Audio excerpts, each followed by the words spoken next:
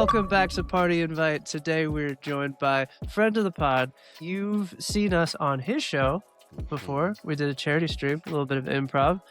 Both of us are not improv people, but it was a great time. It was a great time. It was a great time. Excellent time. You probably know him from various social media things. You've probably seen his clips, his skits. One of the funniest people on the interwebs. Welcome, Justin from So You Want to Be a DM. Welcome. Thank you. Happy to be here. Wait, I can only do so many fireworks because what's his name? Meadow took all of our fireworks. Meadow spent a lot of our fireworks budget. Our firework budget. That sounds like something Meadow would do. One more firecracker, that one. Yeah, I don't doubt it for 1 second. Oh For my sure. God. Glad to have you. Happy to Welcome. be here. Happy to be here, fellas. Thrilled. It's Absolutely thrilled to be here. been a long time coming. Now we just had to get I some. was so happy to have you things. guys on the show. Yeah, yeah. we don't always do that improv show. It's usually like a charity thing we try and do once a year. And when you guys said yes to it, I was like, hell yeah, what an awesome opportunity. Yes. And it turned out so fun, so silly. The scenes between you guys and Maia, like, Oh my God. I don't know if that was your first time meeting her or what, Yes. but the chemistry, the scenes between you guys were just so. I still think about Monger. the lady and the tramp one. Oh yeah. That scene where it was like Everybody. it was like the lady, the tramp, and the oldest dog you've ever seen, Yep. like, or something like that. There's that one. There's and so the many. Mongers. The Mongers. Oh, the Because it just was. It just fishmonger, the didn't stop. cheesemonger. it just kept going, and it got to the point where it found new legs and became funny for a completely Oh, different man. reason. What a it great kept time. going. God. Also, was I don't fun. know if I've said yes to something so fast before. Like I didn't even think about it. You're like, yeah, it's gonna gonna be like what they do over on Dropout. I was like, yes. Yep. Sign us up. That Yep. was fun. Yeah. We got to do that again for sure. That was a good time. It's so fun. I have so many prompts. I You get know- my own head about them though. Like, You know. Sometimes I'm like, is this prompt too specific? Are people gonna know this? See, he needs to meet Terry because Terry on an improv. Terry, you may have to pre-record that. You can't- Not may. You will. 100%. Terry's the reason we have a censor button. He's the Gotcha. We love it. Yeah. We love it. Oh my gosh. It is. I I will say just before we continue, just so you guys know, I use they them pronouns. they them. Gotcha. They. Gotcha. No worries. I'm gonna try my best to. No worries. Shit happens. It's gonna. But Yeah. just a heads up. I got Yep. you. I got you. I'll try. But yeah, it was so fun having you guys there. We want to rip off more Dropout shows. We have so many ideas, honestly. If you like do they an did that Smarty actually, Pants show, and I was like, damn, we have so many funny friends. Like we could probably do Absolutely. crush that shit. if you do an actually, I have a wealth of unnecessary video game knowledge. I am 100% there. Honestly, you should just host the show or something because I don't. Oh, If it's there not it like is. about the most specific stuff, I love that show though. It's fascinating. Even when it's topics that I don't personally like. When it's like you know how they'll do episodes that are like really specific topics. Yeah. They'll do like a WWE like wrestling episodes, or they've done horror episodes we were talking about before. I still find those episodes fascinating. I'm not 100%. watching wrestling normally. That for some reason grew up in the 90s. It just missed me a little bit. The video games were there. I loved Mankind and Shawn Michaels, and that was kind of it. Heartbreak Everybody Kid. loves Shawn Michaels. It's Everybody Heartbreak loves Kid. Shawn You Michaels. know, Sweet Chin Music, Heartbreak Kid. You got what's not to love? God. People are now figuring out that like he was the man back in like the late 80s, early 90s. Like there's people that didn't know, and now thanks to one sexy red song, everybody's like, God damn, Shawn Michaels was that motherfucker. Shawn Michaels dude." was that guy for sure. You just So funny. I think that was my little brother's favorite wrestler also for a while. Like he Of course, because it was him he and was Triple always H. He was smaller than everybody though, so that was like growing up. My little brother was small, and he was like, Shawn Michaels is smaller than everybody. I can kick you like. I'm like, bro, please don't kick me. Please don't try to kick me like that. Of course, we didn't know, all there. Like, yeah, here, It's let me real jump to slam me. you. Wow. Real to me. It's real. Nobody reads the disclaimer in the beginning. They put the disclaimer at the beginning of every single one of those. Nobody ever reads it. Nobody acknowledges it. Didn't even know it. You just told me something new. Well, you it's like a don't attempt this at home acknowledgement at the beginning of every. I don't know if it's still there. I haven't watched the WWE in God knows how long, but like a Jackass thing. Yeah, it's like a little it's like a black Yep. screen, white letters, and it was. I remember the little disclaimer Dang. before it. Do not try this at home. These stunts are operated under the supervision Under of the professionals. Yada yada And yada. performed by All that. professionals. Yeah. Dang. Yeah, I mean, we've all seen a YouTube video of a guy like in their backyard jumping off of a like The foldable roof. picnic table onto like Oh a my- microwave, and they're probably a juggalo. This is for all the juggalos.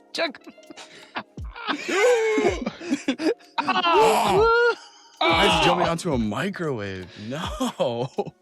Yeah. Yeah. Or jumping onto the freaking light bulbs. Yeah. Oh man. God, that brings me back. It's right up there with the horror Ooh. movie. It's like, oh yeah, I'm gonna jump into this barbed wire. I'm next video. Next. He's doing I it. do He's remember doing it for the seeing love. those, though. Like He's that, doing it and then Charlie the Unicorn. They're around the same time period. Magical Endless Neoplodon. world. Damn, dude. Magical- They took my kidneys. What? Come on, man. Like, There was a joy and like a pure just ridiculousness that came with early YouTube that they haven't been able to recreate. Like, and they've tried with like Meat Canyon and Flash Gits, and like they've tried to recreate kind of like that like raunchy kind of like deep internet humor. Like the E-Bombs world. yeah. But that was like natural. It wasn't forced. Now it's like, we gotta recreate this. Nah. Because everything's monetized. Everything is like, Yeah. yeah, it's so challenging to get that back. But I know what you mean, because everything was so organic. You know, it was just like your 100%. friend being like, have you seen this video called Shoes? It's just Let's some get some dude shoes. talking about shoes. I don't know, but it's funny. Drinking out of Being cups. like, yeah, I'll check it out. Shoes. Oh, speaking Llamas of with cups, dude, that hats. video went crazy, and I did not watch that one. I will tell you right now. Oh no, not that one. Not No, that no, one. no, Talking no, about no. Wait. I was talking about the lizard. He's The talking lizard. about the lizard. Talking Drinking out about of cups. seahorses. That the Seahorse, lizard I've sea seen. Seahorse. The lizard I've seen. Look at this. Who's this? Mr. Walk Down Me on the Runaway. Captain Knots. Captain Ty Ah. Knots. Tommy Noble. Johnny Hammersticks on me. God, Oh, dude. I used to watch that on repeat. I still watch it sometimes. Who There's said so that? many like that. Have you ever seen it doesn't age well, I'll tell you that much. But the video is called Unforgivable. There's like a Absolutely. series. Oh, Dude in the woods. I told her to make me a sandwich with mayonnaise. She said she had brothers. I said, what? Unforgivable. I had no siblings. I'm trying to my find those God. and watch them back, and every once in a while he hits a joke, and I'm like, ooh, I don't know if that one really. no. But it's still so What you funny. watching? Legend of Bagger Vance? Put this on. Doctor Zhivago. All quiet. Damn, dude. Oh, I'm hot, my man. It's God. hot now. This is I know. It's that originality. That shit killed me. I remember seeing Unmatched. people on YouTube, and then like you would see them later on like a TV show or something, or like I Yeah. remember I used to watch a couple people when I was in college on YouTube, and I can't for the life of me remember what their like sketch team name was, but maybe it was Outrageous Fun, or maybe that's just the name of their best skit. But it was the two of them are now on SNL. one of the Kyle and something. Kyle's the guy with the like kind of curly hair, glasses, white dude. I think I know kinda who you're talking about. nerdy looking. Him and his friend, both of them. I was watching their sketches. They did a sketch. You know the scene in Hook where the Robin Williams just starts to believe and he can see the food, and they're like, yeah. he believes. He And you believes. can see all the food. In Oh front my of him. gosh, the Lost Boys did all eating. They did a Jeez. sketch where they're in the kitchen. Two out of the three are eating this invisible food, and the third one's like, "You guys are psycho. Like, I don't know what's wrong with you guys." They're like, "No, listen, look at this is ribs and spaghetti, and look, I'm smoking a cigar," and they're just all miming it. And he's like, "Oh, so you can just make stuff up out of nowhere? Here, I'm grabbing this vase and I'm gonna smash it over Jason's head." And he smashes an invisible vase, but you hear it smash, and the guy starts bleeding from his head. And he looks up and goes, "Nick, you believe." And like all the food appears out of nowhere. The guy's like bleeding, there's broken glass everywhere, and he's like, Oh my god. And that's the end of it. And it's just like, damn, man. That reminds I me could of write the sketches early college humor days when Brendan Lee Mulligan used to do the CEO of whatever company. Yeah, hell yeah. Oh my God, they aged so well. They're so perfect. The I used to love the Jewel one. The Jewel one that one used to make me laugh so hard. Him just being like, "Listen, we can't advertise this for kids. New flavors? What are they? Blue raspberry. What even is a blue raspberry? What are we talking about? I No don't think adult anybody is ever ever choosing blue raspberry." It was the Oreos one for me where he was just like, man. he was like, "What's the difference between vanilla and birthday cake?" I'll wait. He goes, "Everybody's getting fired right now until somebody can tell me the fucking difference." Oh, what the heck, bro? Like, please, Yeah, people, make original things. We need it again. The internet used to be We need such it a again. wonderful place. Please make it again. We need that. Really It's- was. It's still cool. You just got to know where to find the stuff. It's so much harder now. Yep, that's exactly it. It is a lot harder because nowadays it's like, how many more times do I have to watch a celebrity do a bullshit lie detector test when their movie's about to come out? You know what I mean? Oh, Or man. like go on Hot Ones, and it's like, I'm not saying Hot Ones isn't a great show. Like the format is hilarious. Sean Evans, one of the best interviewers, next to like Nardwar and maybe a handful of others. But like, Nardwar's so War good. is peak. yeah, like. But at the God. same time, it's like the promotional stuff, the repeatability of it is starting to get so boring. If people don't start making sketches of that or spoofs of it, like, I don't need to see Sabrina Carpenter get a lie detector test. No, we don't. It's so stupid. I'm I also didn't not know a that big was a celebrity thing. person. Like, Ah, I've never been like that big into like, celebrities as like a whole. I don't care who's marrying who or whatever. Like, not my I feel bag. you. I completely feel you. There's an exception. There's an exception. I found a crossroad recently of like of one thing that I could care less about and another thing that I care very much about, because Lewis Hamilton and Kim Kardashian are dating, and at first I hated it, and now I don't. And now I don't. I can't tell you why. Huh. It just works. Didn't even know that. That's Didn't so even know that. interesting. If you're an F1 fan, you knew it. You Okay, that is Lewis Hamilton. I knew I recognized the name. Like what? I watched a couple British television shows from time to time. It'll pop up on like a panel show. Oh. God. Oh yeah. Hey, That's so interesting. Clark, who are you? Since Oh yeah. I'm Clark. Oh god. Yeah, but God, that just threw me completely off. Like I said before, I'm Clarkson Rec.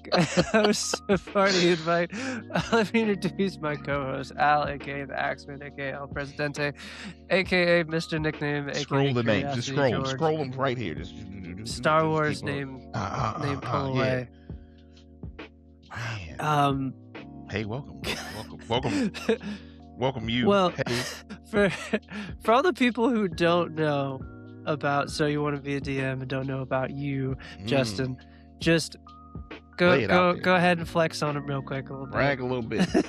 Okay, yeah, sure. So I'm Justin Gagliani. I use they, them pronouns, and I am one half of the So You Want to Be a Dungeon Master podcast. We've been going on for about since the very tail end of December 2023. We just passed 40,000 downloads, and we've opened up a Patreon, YouTube, all the social media things with the exception of like Facebook and X. And our goal is to try and get as many people as possible feeling comfortable to run the games. We want people to get behind the screen, as it were, and actually be the one to run the game. Because even if you try it and for one reason or another, you're like, hey, running the game isn't for me. I just like being a player for these tabletop games. That's fine. You will be a better player because you have DM'd. And that's the goal behind us trying to just make the barrier of entry less and less. So it's just easy peasy. Doesn't need to be taken that seriously. We're very comedic and like authentic about stuff like that. Like I'm gonna tell you that you can get 2024 on Wikidot. Hey, guess what? It's there. Okay, It's there. I'm not You can getting a find sponsor from any D&D Beyond monster you anytime want. soon. Okay. You Like, can find tell any people monster where you to want find on Google Images. The whole picture's there. The It'll whole be there. picture's You'll find it. So yeah, that's kind of what we do. We create our own homebrew. We produce a bunch of actual plays. We try and get involved in charities when we can. And we're hoping to get into a little bit more game design and coming out with not only our own tabletop role-playing games, but also like supplemental material for things. We currently are working on a future Kickstarter to create Pokemon-themed subclasses for D&D. Oh, that's sick. So like That- Beg your all pardon? 13, including Artificer, all 13 classes, and then a subclass for each one Did he just that say is the thing, Pokemon Clark? themed. Did he So just like, say? so like Artificer is electric type, Barbarian is fairy type, and so on and so Oh. forth. It kind of assigns certain Pokemon types because there's so many ways you could go with it, mechanically speaking. Hell yeah. Hell yeah. So yeah, we called the Artificer's called the Surge Protector.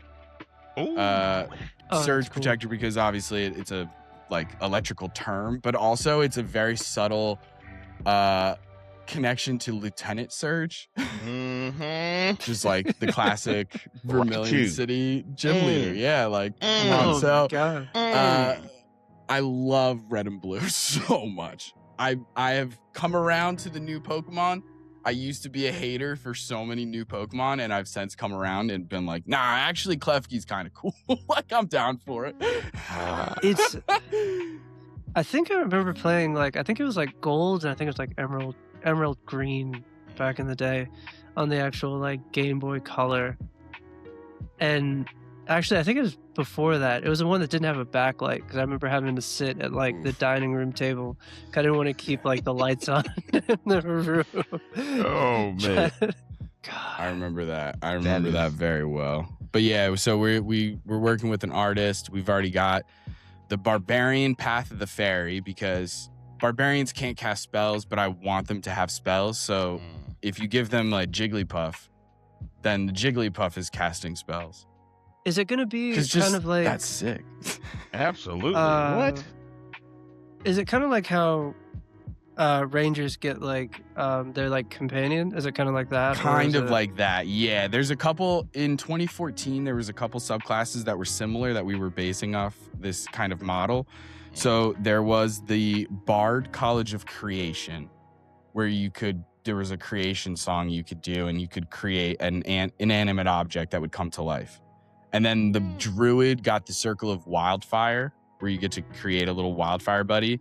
Yeah. Artificers get the Steel Defender with Yep. the Battlesmith, I think. Battlesmith.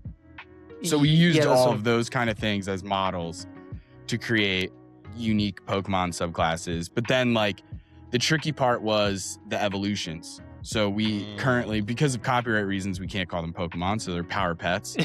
And if you get a That's- small that's power actually pet, sick. I know, yeah, small power pet would be like your Charmander. medium, power pet, charmeleon, large. So some of the subclasses, they evolve all the way to the third one. Other ones, you get like 2 Raichus. So there's still just 2 first generations. You don't get a Charizard.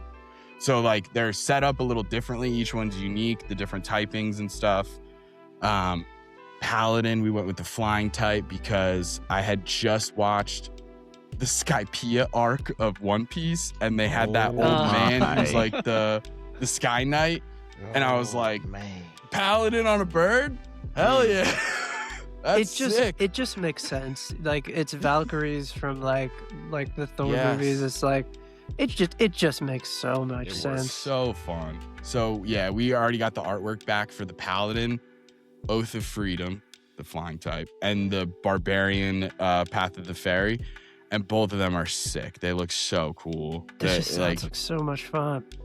We're having a blast with it so far. So we have to we have all the subclasses figured out. Now it's just about like finalizing details, play testing, and then we need to talk to a bunch of friends who have done Kickstarters before and be like, so how much do we need done? Just like little questions I have.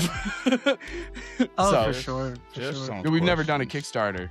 So that's the next like big jump for us is like, let's do a Kickstarter. Let's raise, $3,000 and see if we can do it for just a PDF only product. Nice and easy. We don't have to worry about printing or fucking tariffs or this or that. Sorry. Am I allowed to curse on your guys' podcast? Oh, yes. We are good. Okay. We are good. Go ahead. I think I've said 8 so far. I was just checking. You're good. But yeah, like we want to try this out. A simple, easy project, kind of small time, PDF only, because we have ideas for like full books in the future. We have like some setting modules that we've been working on for a really long time, like Sphinx City. We did 2 seasons of actual plays with Sphinx City, and it's just a magical modern metropolis. So it's New York City, but magic. So like the hot dog salesman on the corner is a bugbear, and he's working alongside a fire elemental, and the fire elemental is just touching hot dogs, and that's how he's cooking. So it's like fantasy but modern. Oh, 100%. You know what I mean? Like 100%. Fun. Subways exist, but you're sitting next to a fairy on their way to court or something. So it's just like that combining the 2 ideas. It was a blast. It was like such a fun season. Both those seasons are a blast. So we want to make that into an entire book. I was gonna say, this isn't like your first rodeo with like creating like supplemental material for like D&D, because you guys have published like 2, 3, a couple actually. Because I know that you like a lot of your own monsters. Then like I think there's like a supplemental subclass 1 too. Yeah. We've come out with a lot of stuff. So like I was writing before I linked up with Taylor in a work capacity. Like we've been friends and playing D&D together for 6 years probably now, in the same game too that's still going on that I'm DMing. I know. Dope. We started at level 1. Dope. They're level at 15 now. That's awesome. That's dope. Oh yeah, it's crazy. He's like a triple multi-class. Storm cleric or Tempest cleric, storm sorcerer, and some kind of vengeance paladin. Oh, that's so he can like sorcery point, bonus action, call lightning, call down a thing, channel divinity, max damage. That's all just a bonus action. Then he can use his action to make an attack and paladin smite because it's 2014 rules. So it's just like absolutely brutal. It's just a free action. It's so insane. It's so insane what he's capable of in that game. But the nice thing is when they're that high level, it truly is like, as a DM, you're like, I'm not checking CRs anymore. If the monster looks cool, I'm throwing it at him. Like, I'll figure it out on the fly at that point. Like, I'm not looking at CRs. CR 20, 30, who cares? They'll figure it out. They'll be fine. They're gods at this point. It's high level D&D is a joke. Ideas, Clark. No ideas, all right? No ideas. That's all I'm going to say. Please. I've been doing I'm a big proponent of, anime does this a bajillion times, but the best example is Frieza, is like the multiple forms. You get the hit points down to 0. That's not even my final form. Not even my final form. You monkey. Next form. Just pops out gold. So that's yeah. Oh my Absolutely. gosh. That's always fun. I'm also a big proponent because the BBEG is a devil. It's very easy for me to play around with like a character that died 3 years ago, like a formidable villain. They're back. Guess They're back. They're alive now. It makes They sense. made a deal Better with the than devil, ever. and they're back now. But when they hit 0 hit points, they're going to become a horrific, disgusting monster because they didn't read the fine print, and that sucks for them. It is what it is. I mean, if you're already in hell, I don't think you're gonna read the fine print. I think you're existing in the fine print. Nah, you're pretty desperate at that point. You Yeah, are- I mean, you no are one the reads the fine fine print. You We are talked the fine about print. that. No one's reading the fine print before the wrestling match. Have you ever read the Apple terms and conditions, start to finish? I wish. No, I can't say I have. And I have so many Apple products, Clark. It's disgusting. I have an Apple phone 12 though. That's okay. Started learning about Congo, and I was like, damn, I need a new phone, but I can't. Yeah. I got a yeah. 12, and I was. They're All my like, stuff's here. what are they at Oh, now? my- 35? I don't know what fucking number they're at now. but I'm just like, 16? damn. No, dude. they're like I think 18 is coming out because I got a 16. 18? I got it. I had an crazy. XR, so I had to upgrade. I had to. Is the camera a little better? It usually is. That's usually the big draw. You gotta wait 5 iPhones. The camera, it's a little bit better. That's why you gotta wait 5 iPhones until you get a new feature. I had that phone until the battery started running hot, like my previous one did. The battery was literally starting to get hot when I'm charging. I'm just like, I'm charging you. Why are you? Nope. Time for a new phone. This thing is way too hot. When it shuts It's itself rough. off because it's too hot while it's charging, it's that time. Sorry. Yeah. Sorry, you gotta go. Now you're But- past the time. Now you're just carrying around a little landmine in your pocket. Listen, just waiting. Oh, it's too hot Honestly. outside. It's humid. Uh-oh. Uh-oh is right. You forget it on like your little center console. You leave, you come back. Oof. You don't have a car. You don't have You don't have a car. Yeah, it's just like a scorch mark of where it was. Cracked windshield, scorch mark, hole in cabin. Yeah. How do But, I drive this thing? To answer your question, yeah, I have been writing a ton of stuff. Before Taylor and I got linked up, I was posting on DM's Guild. I was just coming up with a ton of homebrew. Species was the easiest one. Because, like, if you look at, you know, whether it's 2014 or 3.5 or 5.5 or whatever, and you look at, like, let's just say an elf, half of that is just like age, size, speed, like really easy. The rest of it is like 2 abilities, maybe 3. So as like a person who was like, oh, I could try and make some extra money from this, I was like, oh, this is easy. And then not to mention at the beginning of 2014, I think I started D&D around like 2016, 2017, but like they didn't Same. even have, I remember looking at like Tabaxis and being like, there's no dog people. That's a marketing. How are you guys not filling that gap? So I came up with Canaanites. God damn, you're right. Because canines and kind of the biblical word for the people under canon. I thought that was kind of funny. I was like, there's a really specific group of people who are going to get that joke. Canaan. Hilarious. Listen, And then, absolutely. I'm with that I can bear people, and then it was just a bunch of humanoid animals because I like animals. So I was like, bat people, penguin people, chameleon Penguin people, people. dog. What people? Yeah, I came up with penguin people. You'll find anything on the internet, man. You have to, when you're looking up pictures of animal people, you gotta be careful. I'm not gonna lie to you. Listen, I'm not. I was gotta on be careful. board. I was on board until you got the penguin. What is the benefit of being a penguin people? swim speed. Oh, swim speed, resistance, or immunity to cold. I can't remember which one specifically. Come on, man. I think I also had like resistance to sliding on things, like slippery surfaces. There was like a little thing there. You did Little it things right. here and there. Because Okay, it's like that's a reach. it's just your species. You don't Yeah. even need that much stuff. You could even throw in like the way that tieflings get like a couple spells. You know what I mean? You could do like you get Ray of Frost and It makes sense. I don't know. Okay, that makes Ice sense. knife or something. Mhm. Yeah, listen, I'm with you. because I also like animals. So I knew that swim speed had to be in there for penguins. Hell Had to yeah. be. Of Had course, to of be. course. Speaking of which, we have a project that I've been working on for like easily 5 years, and I just have like 70 pages of lore doc written on it, called the continent is called Bestia, and then each of the nations is a different kingdom of animals, or not, kingdom isn't the right word, but like a different classification of animals. So there's like the kingdom of Mammalia, Reptilia, Amphibia, so on and so forth, right? Yeah. And it's Disney's just gonna animal Disney's people, gonna come find Zootopia. you, brother. It's literally Zootopia plus Game of Thrones. That's it. I was about to say, it's like, I got a 2-year-old. I've seen Zootopia before. Hell yeah, dude. I'm telling Too you, many times. this idea that we've been working on for so long, I'm at the point of like, I have, you know how in Game of Thrones, like House Lannister, they have like an expression or a motto. Yeah. It's like Lannisters always pay their debts, or they have another one that I think that's more specific, but whatever.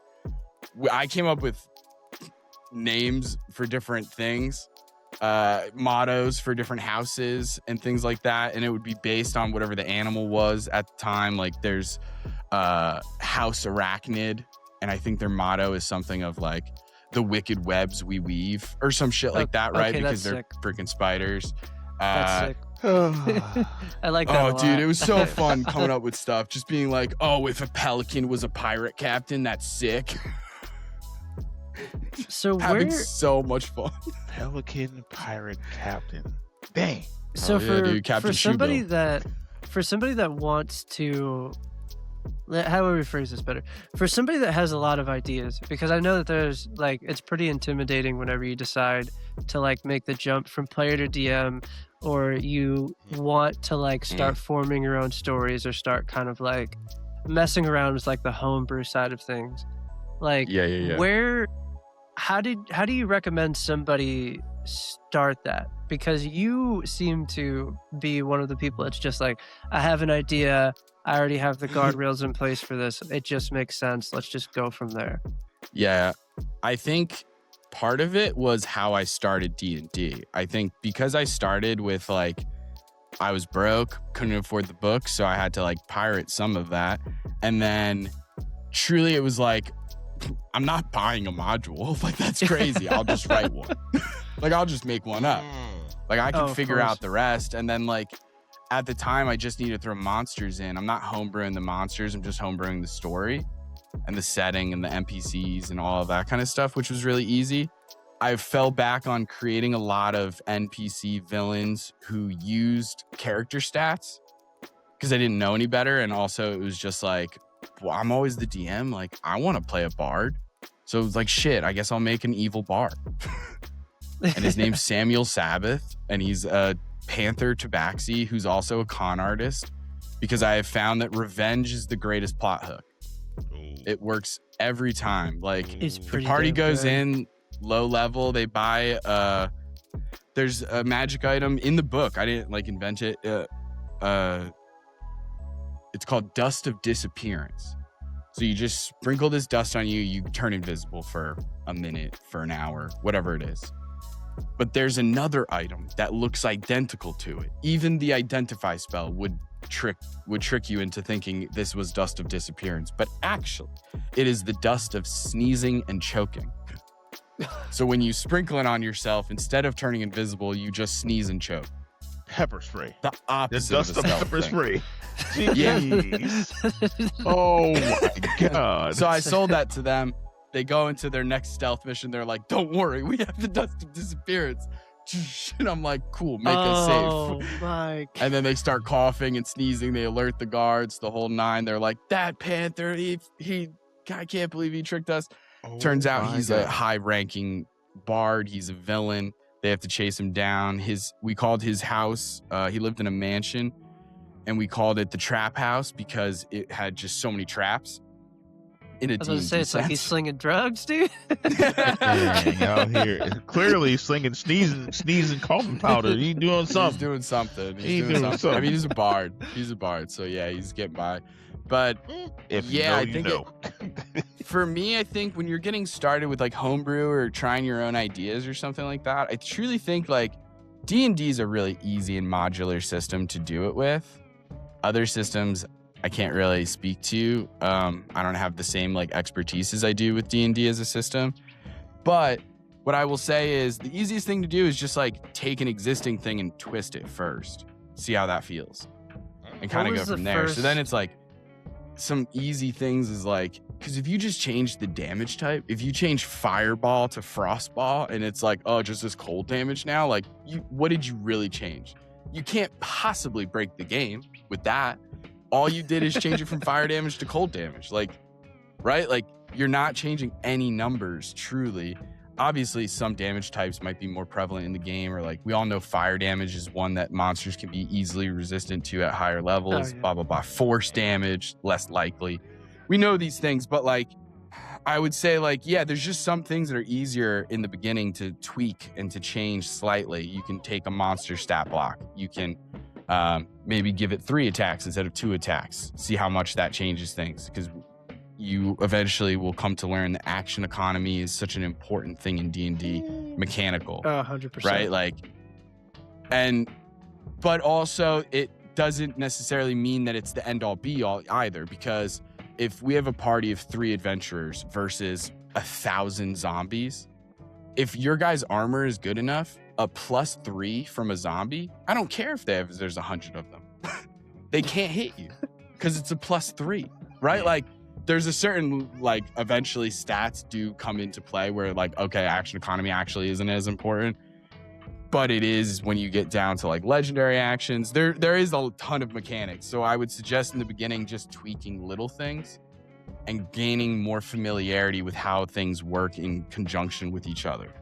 Because D&D is one of those things where, like, everything works together, right? You get sorcery points into the mix, and now you can bonus action cast spells, and it changes how things work.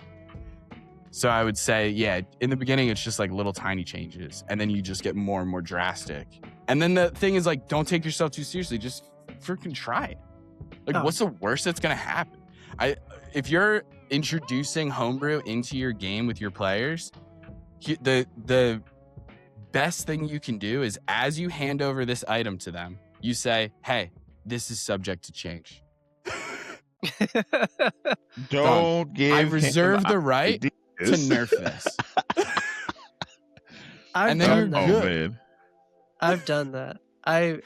I've given items and then like either halfway read them or like I've like homebrewed them based off of another item, and then maybe I forgot to take a specific word out, and then I'm just like, or I didn't add a specific word in, i.e. like a limitation to how many times it can be used, or like maybe I shouldn't give the level 5 character a necklace of fireballs. Like maybe I probably shouldn't do that.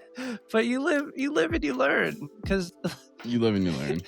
You live and it's you all learn. that, and that's the thing is, like, honestly, I think there are some people who are so scared of making mistakes that it just like hamstrings them, where they're just like, now you're not doing anything. Or you're like the person who's like seeking perfection, like you just want it to work, you want it to be perfectly balanced from the jump, so that kind of you're still hesitating, there's still something stopping you. That's why I'm kind of like, I'm at the point now where like I'm making magic items. I just finished a magic item that's going to come out next week on our Patreon, and it's just called Can of Pop, because all magic items in D&D are like ring of staff of this, so it's just can of pop. It's just a soda can, so you just take an action, shake it up, throw it, it explodes, piercing damage, because the can is like shrapnel, and that's it. But also you can drink it, and it comes in 13 flavors. But like, that's it. That's all that magic item does. Like, it's nothing special. Oh man. Right? Like, some of it you really don't have to do that much. It's so much of it is flavor. And I think once you realize that, then you can start truly just like changing the slightest things. And depending on the description of things, now it becomes memorable as like a really interesting change. If you're playing 100%. A character, like an NPC, who maybe you change the words of how you describe it, but really if you just changed fireball to frostball and changed it to cold damage, the way you describe that, now it sounds like a totally novel spell. When you're like, he gathers up like Sub-Zero, he's forming this ice ball or something. Thank God Liu Kang doesn't have a bucket.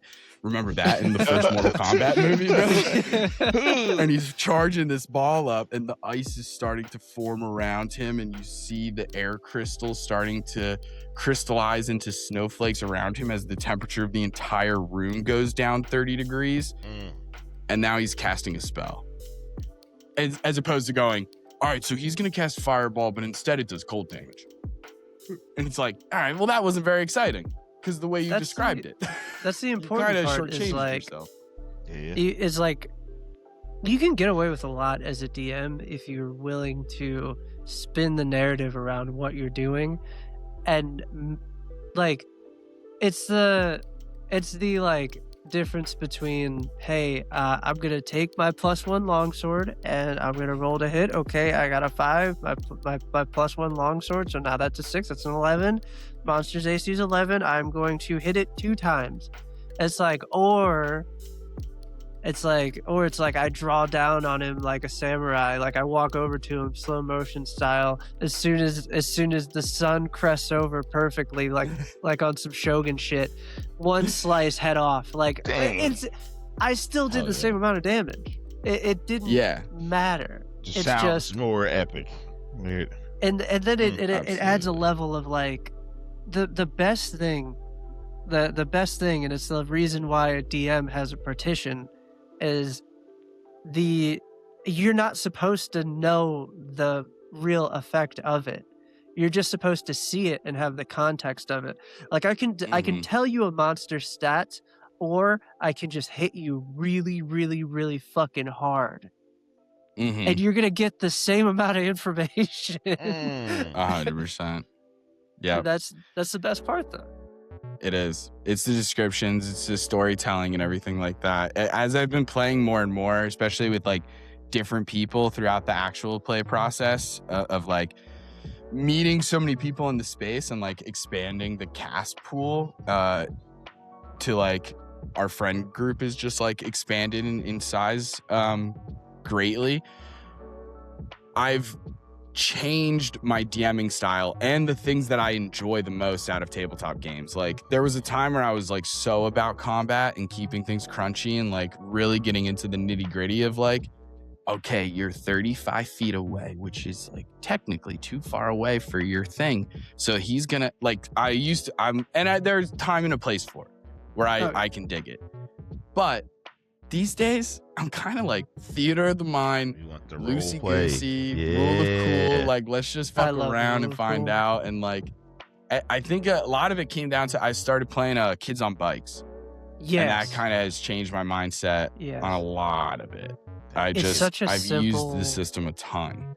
Yep. It's so simple. It's so like malleable to what you need it to be.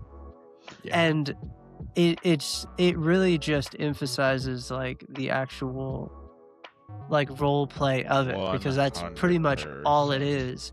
And you can't have like an 100%. Overpowered character like you can like you can't really min-max a Kids on Bikes character. You're always gonna have a dump stat. Exactly. You need a grit roll right now? All right. Yeah. You got to play into those tropes. Strengths, get the right bike color. Oh my gosh.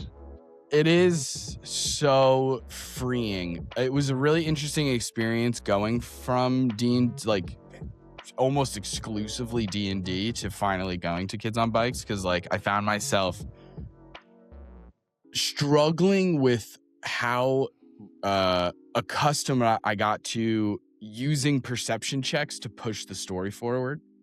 Yeah. Anytime there's a lull, you can just, as a dungeon master, you can just be like, you know what? Let me get a group perception check. Like, oh, you guys see somebody on the road. Oh, you see something happening. You hear a rumble. You feel this thing. It's so easy to just immediately push the story forward. As a pacing person, woof. Perception checks are so good. But then with Kids on Bikes, there isn't perception, right? There's like, you could make the argument for brains. You can make the argument for grit, but there isn't one skill that really fits it. And I started hitting that point of being like, they don't even need to roll. They can just see the fucking thing. Yeah. I can just push the story forward without there needing to be a roll. And that has opened up my mind to this whole thing of people being like, hey, can I find this thing? And I go, yeah, you do, and you find it.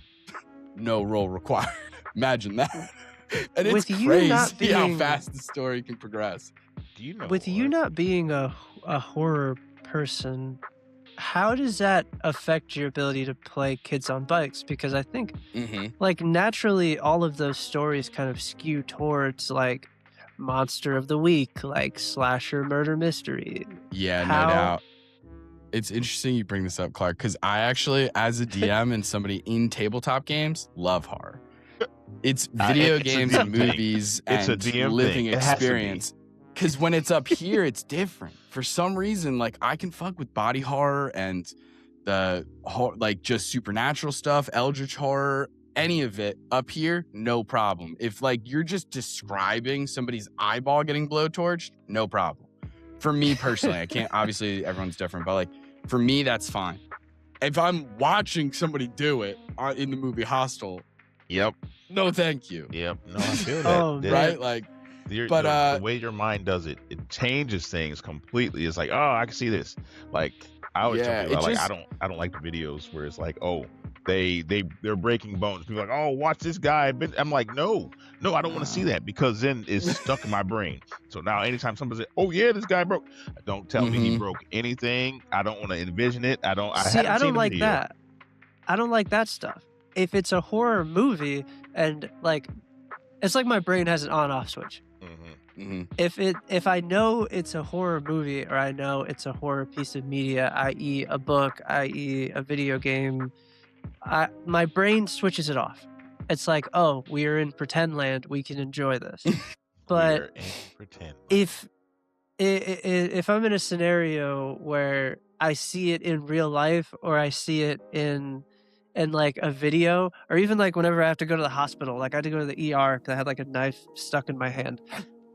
The knife being stuck in my hand didn't bother me, but then there was like a really old, sickly person on a ventilator, and it gave me the chills. I was like, ooh. I don't know what it is. Like, I'm like, that's too real. I'm gonna need to change rooms. This guy is creeping me out. On the ventilator? Get him out of here. Mr. Culpepper's been here. They're like, Clark, there's no one else in the room with you. You have a solo room. That would make me feel a lot better. Oh my god. That bed's been empty for 37 years. I was like, oh shit. No. Wait a minute. That is crazy. So yeah, it's so funny because I do, like, as a DM and as a player, I love horror. I love being in those games as like, because I'm going to be that person who is going to crack a joke every few seconds to break the tension in a different way. Also because of, I'm a big fan of like juxtaposition, of like having there be a moment of humor right next to a really terrifying thing, or using it to break tension, or like maybe right after a scary thing happens, you can inject some humor into things. But we did an actual play series called Mall Madness 99, where it didn't use Kids on Bikes, it used D&D. Group of high schoolers caught in a New Jersey mall in 1999, Black Friday. They're all in the mall. They all go to the same high school and stuff. And they're in the food court, and the lights go out. And when the lights come back on, everybody in the mall, except for these teenagers, is gone. No, their trays are still there. Their bags are still there. Everybody's just gone out of the mall. And now there's 2 dead bodies in the middle of the food court. And they're like, what the hell? So they go and they check them out. Their pockets are full of pennies and they're soaking wet. So then that makes them think of the fountain. They go to the fountain in the mall. The fountain is like an angel, like a statue of an angelic woman holding one of those medical staffs, you know, like the staff of Caduceus with the snakes going around it. She's holding one of those because it's a partnership with the local hospital. It's like a, St. Barnabas kind of vibe. And she comes to life, and it essentially is like, I'm going to give you D&D powers. She doesn't say it like that, but she essentially is like, I'm going to give you D&D powers and make you guys like level 5 characters. The mall is, there's a ritual going on, and you guys need to solve it. There will be help along the way. Jeez. Along the way, they meet a bunch of other strange creatures. They meet the Hamburglar. There's no fucking way. Yeah. The Hamburglar. I said, fuck it to copyright. I said, we'll figure it out. We're not big enough. We'll be fine. So I did the Hamburglar, Ermac, the Mortal Kombat Red Ninja. Yes. And all the souls of Ermac. Oh my god. Hell yeah. And Mr. No, not Mr. Anderson, because that's Neo. Agent Smith. Oh no. Because it's that's 1999. So that's Matrix a problem. Came out. That's the worst one out of the bunch. So the whole time they're going through the mall, they have to find these. They have to find like a key in order to get down to the basement, stop this ritual from happening. They go into KB Toys. Wow. Oh wow. As they go into KB Toys, there's the ghost of an orphan haunting the place. This orphan ghost is just like, typical, really creepy, like, do you want to play a game? Like, so fucking creepy, right? She challenges them to a bunch of games that I remember from my childhood. So, like, Operation. Oh, absolutely. Except, what if it was a horror version, right? So she challenges one of the kids. She says, do you want to play Operation with me? They're like, sure. And it's just a real person on an operating table going, oh my God, there's holes in my body. Wait, take it out. And you have to just perform surgery on this guy. Or remember the game Crocodile Dentist? Yes. Yeah. Like crocodile with little teeth, you push it down. An actual crocodile. And you have to do tooth stuff. And so it was just like, still a little comedic, still a little ridiculous, right? Absolutely. But like I was hitting the horror things hard. Like the way that I was like describing certain scenes, like I wasn't afraid to go into graphic detail about things. Also, I had the benefit of like one of the players could only make 3 out of the 5 episodes. So it was a mutual like, I'm going to kill your character. And it's going to suck for the others. But like, it's a planned thing. So I don't even feel bad as a DM because I'm normally a softie. I hate killing PCs. But like, this was perfect. So Spider-Woman named a somber weave inside the arcade. They were in an Aladdin's arcade. The other players could get sucked into the arcade systems, and then you have to beat the video game in order to get sucked back out, which is really just premise. Fantasy High. I think Dimension 20 did something identical, and I was like, well, I think I'm like stealing that. That's also from like every 90s like cartoon slash like Jumanji, slash like kids TV Exactly. show. Jumanji. What do you mean? Absolutely. Yeah. It's also like the Like whole reboot. plot of Tron. Like it's exactly. So it's like a classic thing. So I did that where they get pulled into, DDR, Mortal Kombat, different like Gran Turismo racing games. Like I was so strict to myself about references. Like it was, if it came out in 2000, I didn't mention it. Like I had lists on lists of music, movies, video games, everything that was 1999. I was trying to be as specific as possible with stuff. They went to the movie theater, and there was like a Phantom of the Theater, and I made a edited thing where I took clips of movies that whose trailers would have come out around Black Friday 1999, and I strung them together, added creepy music. There's a clip from The Talented Mr. Ripley with oh wow. Matt Damon, where he says something really creepy, just if you take it out of context. And I was just putting things together, man. So I love horror. If you're in the driver's seat, the horror. I'm not going to a haunted house. I'm not going to a haunted house. They'll have to sign waivers because I'm going to touch them. Okay,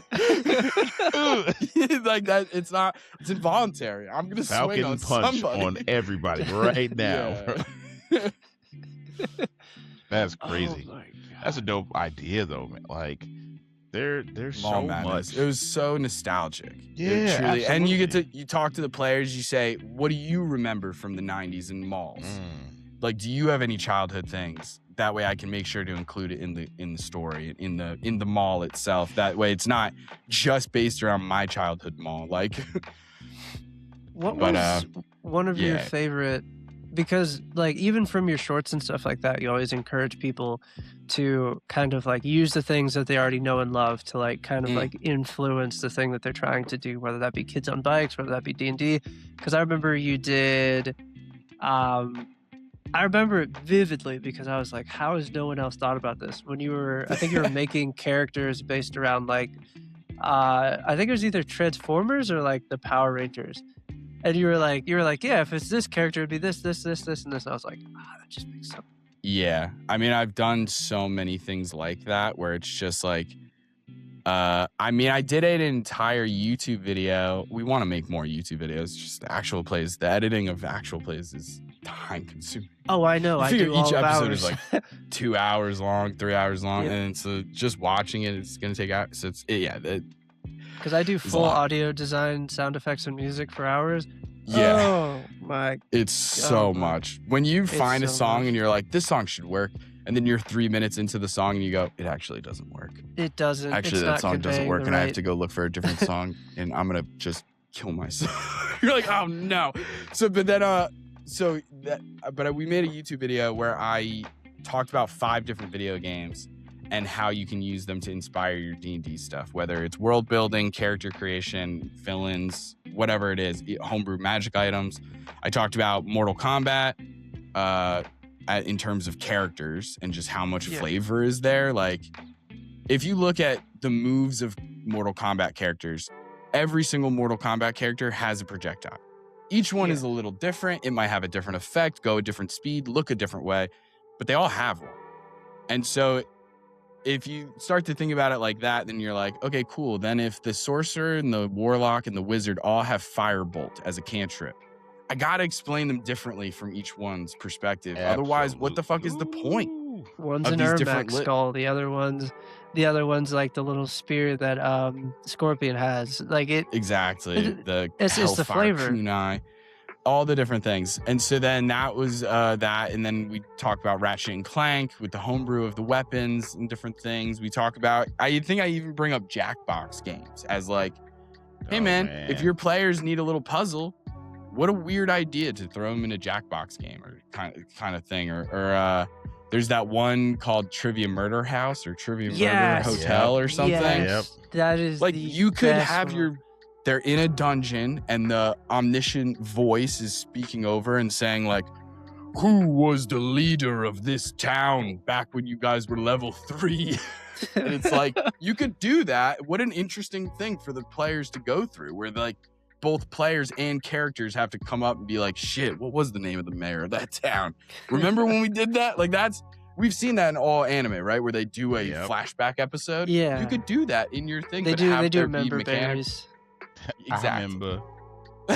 So it's like, I do think like, especially with the proliferation of AI and specifically generative AI and like all of that kind of stuff, I've kind of come out really hot about the whole topic in terms of like, I am gonna be really transparent. I look down on you if you use generative AI a little bit.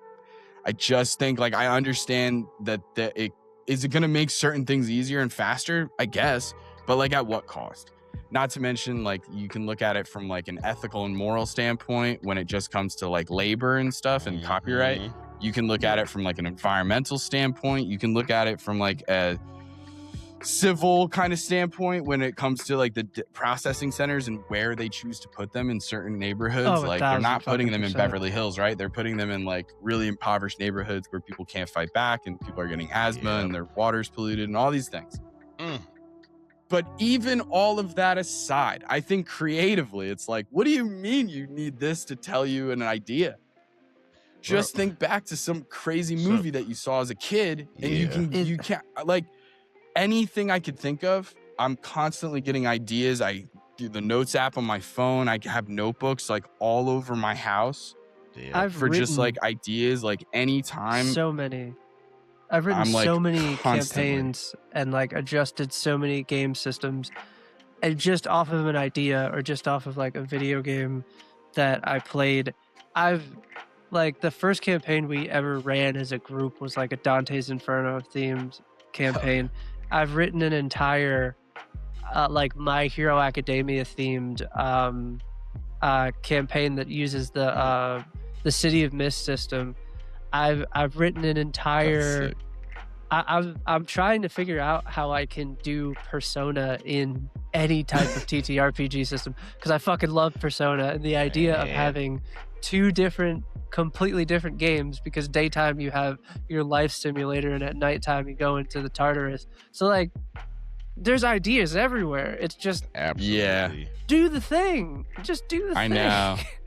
That's what it is. I think sometimes people take themselves too seriously when it comes to like they want their thing to be so good where it's like, dude, stop. But you didn't make it. Like what? That's crazy. Just do it. Just make the thing for fun.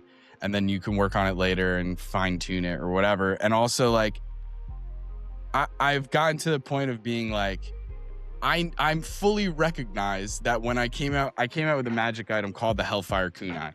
It's a ripoff of Scorpion's thing. We know this. I don't give a shit. Like cool. If somebody can come to me and be like, you didn't invent this, and it's like, I don't care. It's in D&D now. Now I can use it in D&D. Like I kind of gotten to a point of just like I don't value other people's opinions to a certain degree, like especially like when it comes to D&D and stuff. I can't tell you how many times people have been like, oh, but in Forgotten Realms the lore says X, Y, and Z, says mind flayers have to be like this. Or well, the book says that spell has to work like this. And I go, says who? Says who? Wizards of the Coast? I don't fucking care what they say. I don't give a shit what Gary Gygax wanted. Like, I don't owe it to them. Do you know what I mean? Like, yeah. Who do you owe it to? I don't understand the sanctity of old school D&D lore. Well, it's the instructions in the fucking box of Legos. Like if you want to build the Death Star from the box of Legos, then you follow the instructions. But if that's not the goal, you now have a box of gray and black Legos. Make whatever you want with it. You sure can. You sure can. It is going to be just gray and black. It's so funny. Man, maybe you'll make the... You know what? You could probably make the Iron Giant instead. You know? Oh, hell yeah. That's actually a sick idea. That's a sick idea, dude. From the Death Star. Hell yeah. Did you guys watch the movie and or read the book Ready Player One? Of course. Yes. Of course. I did both. Yeah. Well, I did the audiobook because I like to multitask. With Will Wheaton?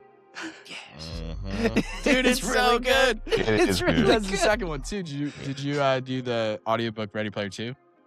No, I just did the first one. I did the first one. The second one is good. The second one is pretty good. It's low key the same, right? It's another challenge with X number of parts you got to get. We like it. It's dope. It's just more 80s culture. There's an entire puzzle combat challenge around Prince. Can't recommend it enough. I can't recommend it enough, dude. That's so cool. Like he has to fight the 7 iterations of Prince, so it's Prince through his career. So like one of them isn't called Prince, it's just called like the artist formerly known as Prince. So it's like all these different princes that he has to fight. It's so cool, dude. Can we take a moment and just realize how many forms of media Prince has been a part of? Fun fact of the day. Not only is he referenced in JoJo's Bizarre Adventure, he is now canon in My Hero Academia. Prince is canon in My Hero Academia. If you watch My Hero Academia Vigilantes, I can't remember what her name is, but the one who does like the mist powers, she works for the Purple Hero Agency. And she works for the Purple Hero. And it's literally just Prince. That's it's amazing. Just Prince. Yeah, I am obsessed with Prince. I'm such a big fan. Everyone. We came out. We song? did a magic item. Let's see if there's a way I can send it to you guys. But I came up with a magic item forever ago called. It was inspired by Prince, and I just called it the instrument formerly known as guitar. Oh my god. Because again. Some people take themselves really seriously, right? They're gonna get hung up on a name. They're gonna be like, God, what do I name this thing? I want it to be cool, blah blah blah. And truly, sometimes it's like first thought, best thought. Yep. And What's- it's what's just, your- Call hey, it. What's That'd be that? crazy. What's your favorite Prince song? I need to know. honestly, it's When Doves Cry. It's like, I God. just love that song so much. Do, I do, know do, that do. it's like No, a little I feel you. cliche, You're but it's so completely fine. You're allowed to like whatever you like. Absolutely, absolutely. Yeah, because mine's just Purple Rain, but like it's everyone's. Like it's just a really good song. Like hell yeah. Clark, I just sent you the cover on Discord. But yeah, like when we I'll make edit in magic post, items, but this is sick. I always do 3 pages. The first page is like the cover, then the second page is like the quote unquote lore, and then the third page is actually how to use it. This is sick. So yeah, I found font that kind of looked like Purple Rain font, and I found some smoke effects, and I found a guitar that was purple, and I was like, yeah, this kind of works. So much fun. I'm telling you. So when it comes to like your inspirations for like creating your worlds, creating your stories and stuff like that, is there something that you pull from or something that aligns itself more with your DM style, i.e. like some people will get more inspiration from anime, some people pull a lot of their mechanics from video games, some people pull a lot of their story beats from movies. Like That's a great question. what has been something that like inspired you kind of like the most? Like the medium. Yeah. Man, what a question. I think truly the funny thing is like I've made this joke before with like my players and my friends and stuff is like you can always tell like what I've been watching lately based on like what's happening in the game. You know what I mean? Like something will happen in the game and it's like, oh, you've been watching a lot of Naruto. Hidden Leaf Village? You don't say. Like, no, Village no in way. the trees. Okay. Yeah, right. Oh, a character's wearing a blindfold but can see fine. Somebody loves Kakashi or Gojo or both. Or both. Yeah, like Or both. but to answer your question, I do think it's just like either television or movies. Probably television more so because I would say television more so. But not just like anime, although anime is a big one these days. I think I told you I finished like season 2 of the live action One Piece and was like, that was pretty good. And it kind of got me back into One Piece mode again, where I was like, damn, I do need to finish that stupid show. God damn, there's so many freaking episodes. And I thought I was far. I'm not far. I thought I was like, man, I just met bro. Met bro. No. Like we just finished Thriller Bark. So now I've passed that. I'm at episode like 480 now. Like the whole thing with Ace and Whitebeard and the breaking you into just prison, got breaking out of prison. 900 episodes to go to catch up because 1300. Yeah, it's insane. It's insane. I left off at 135. That was it. Oof. That was It's much. I like putting it on the apparently- background these days though. Like I'll put it on and then when exciting things happen, I can really tune in. But then They're filler making an episodes, abridged I can just- version. They're making like the equivalency of like a Dragon Ball Kai when they like shortened everything. Apparently they're doing that with One Piece where they're supposed to be, it's supposed to be like 4 or 5 seasons broken down into just 12 episodes. I'm like, Wow. that's digestible. I can That enjoy is this. certainly. I've skipped through entire episodes. Oh, Because yeah. I'm like, absolutely. sometimes I'm watching on my phone because I'm doing other things. And they'll start going into flashbacks. And I'm like, yeah, I saw that episode a day ago. Like, you don't need to flashback it. So I'll just skip through that whole episode. But I love bringing inspiration from all different kinds of television to the point where I have another idea that I've been thinking about. And I just got to find the right crew for it and everything. And it would use a system that I haven't used before called Thirsty Sword Lesbians. It's a crazy system. Yeah, it's like powered by the apocalypse kind of vibes, and there's playbooks and things, but it's got a lot of mechanics for role play, specific stuff. But I have this idea of like, a lot of TV shows have done this. Fairly Odd Parents did an episode like this, and so did the show Supernatural, where they get stuck inside the television. Oh, yeah. Right? Like, you're stuck inside the TV, so you're in the soap opera channel, and everything is soap opera-y, right? And then you get, oh, now I'm in the medical drama channel, and all of a sudden you're McDreamy and you gotta do a surgery real quick. Because WandaVision boom, did now that you're in too. a game show. I fucking love that episode. Dang. It's so fun. So it's like, I have an idea for that, this whole TV dimension idea that uses television itself as the point of inspiration and stuff. But we also have our next actual play actually that won't come out until like June, mid to late June of this year, is called Oops All Healers. It's a D&D medical drama. Oh my God, I love that. Yeah, modern fantasy. So everybody is a.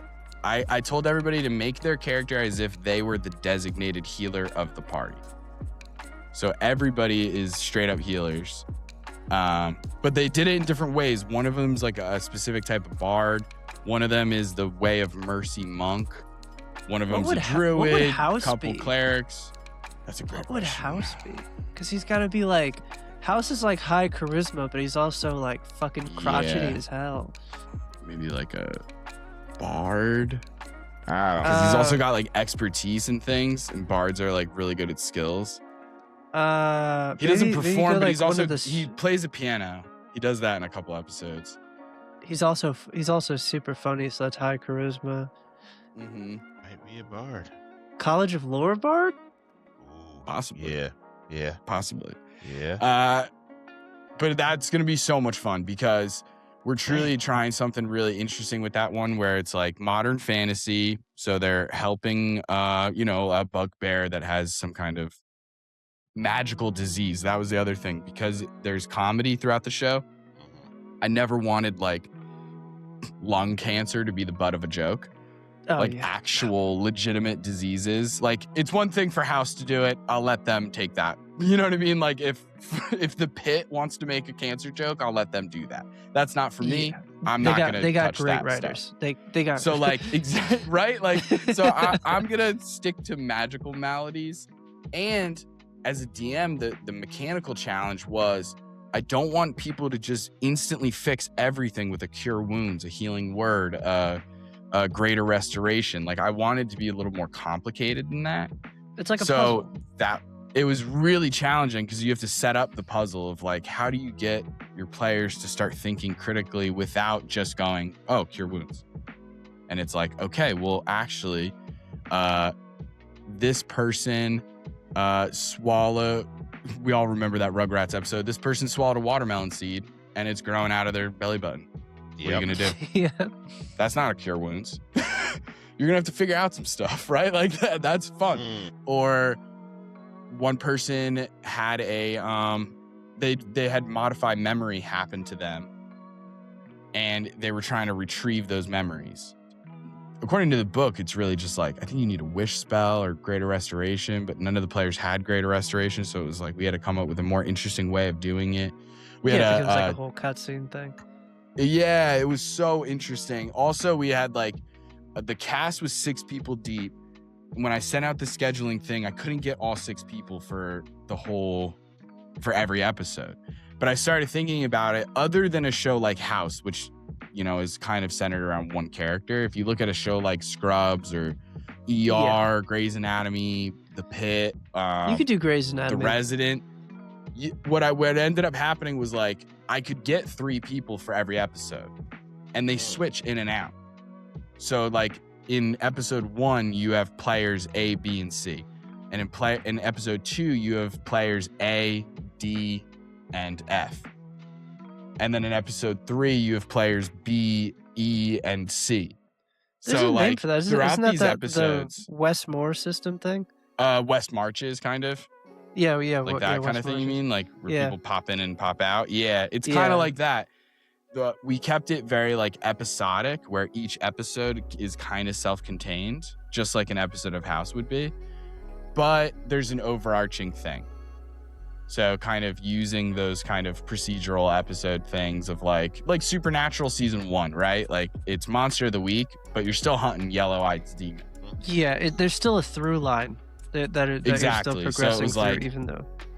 So like it was like, okay, episode 2, they have to go to the free clinic in Sewer City and take care of the crocodile folk who live in Sewer City and make sure no diseases are being passed or anything like that. But also, the insurance company is still the BBEG, and we got to hunt them down.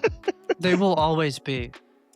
Yeah. The BBG. So The you'll BBG. find capitalism as the enemy in a lot of my campaigns. I don't think it's that A hard. lot. It's not that far of a reach. Yeah, it happens a lot in our campaigns. Sphinx City, I mean, the BBG's name was Zusk Burgos. Because if you take Zuckerberg, Musk, and Bezos and combine all their names, Zusk Burgos is the CEO. And then there is a evil pharmaceutical company called wackest Lex AstraZeneca. Luthor. Oh Yeah. my gosh. It was a blast, dude. Just like, because, you know, sometimes you feel powerless. And so sometimes you're like, dang, I guess I just have to fight this person in this D&D game. Let me take my power. Is there is there like a game or like a type of media that like you're almost too much of a fan of to touch, or like maybe it just doesn't translate the way you want it to? Because I have I have two a great examples. answer for this. Yeah. Okay, we'll trade. You go first. I also, there's two in particular that I'm struggling to figure out how to do. One of them, there's a way that I want to do it, but it's like, unless you're doing it in studio, I can't figure out how to logistically make it feel as cool in my head as it seems. Virtually, I just don't think I can do it. I think I need to do it in studio, and then I think I could do it, but it's still like such an insane process. And that's a tabletop or actual play based on Severance. Oh shit! I love. I loved Severance. Huge fan. Oh, I've thought a ton about it. I've thought about like combining it with you're familiar with solo leveling. Absolutely. How it's like a little bit of a reverse isekai situation where like the portals are coming to our world, and these like gates open up and you go into the gate and then you enter into the. So my idea was like, what if as soon as you step through the gate, boom, Severance. So like when you're in Tokyo, you're just normal Clark. You step through and now you're, Gragnar the barbarian. You could do this. You could do this, and you should do this, and I would like to be a part of it. Absolutely should do this. I just think so. Like, be in mind. Also. I absolutely trust me. I will. But I had this one idea of how to do it, because obviously you can just put it on the player and be like, hey, you just got to play these two different parts, right? Mm-hmm. But what if you used two different casts? What if you had a cast for the innies and a cast for the outies? That way, literally, you wouldn't know what the other person is doing. It's true. You don't even have to role play. You don't have to try and not metagame. You literally don't know what the other person is doing. Please. I don't care which role I play. So it's just like you sit down in the chair and it's like, hey, so Clark, your character doesn't have their arm. They lost it in the dungeon. But it's your sister's birthday today, so you gotta go get the cake. Because you're the outie. It's like, damn. I'm missing an arm. It's great. fine. I'm invested. I wonder what happened in there. God. Yeah, so that's one idea that has eluded me, because I genuinely think that I love the two cast idea thing. And ever since I started thinking about that, I was like, virtual's not going to work. That's going to be so complicated.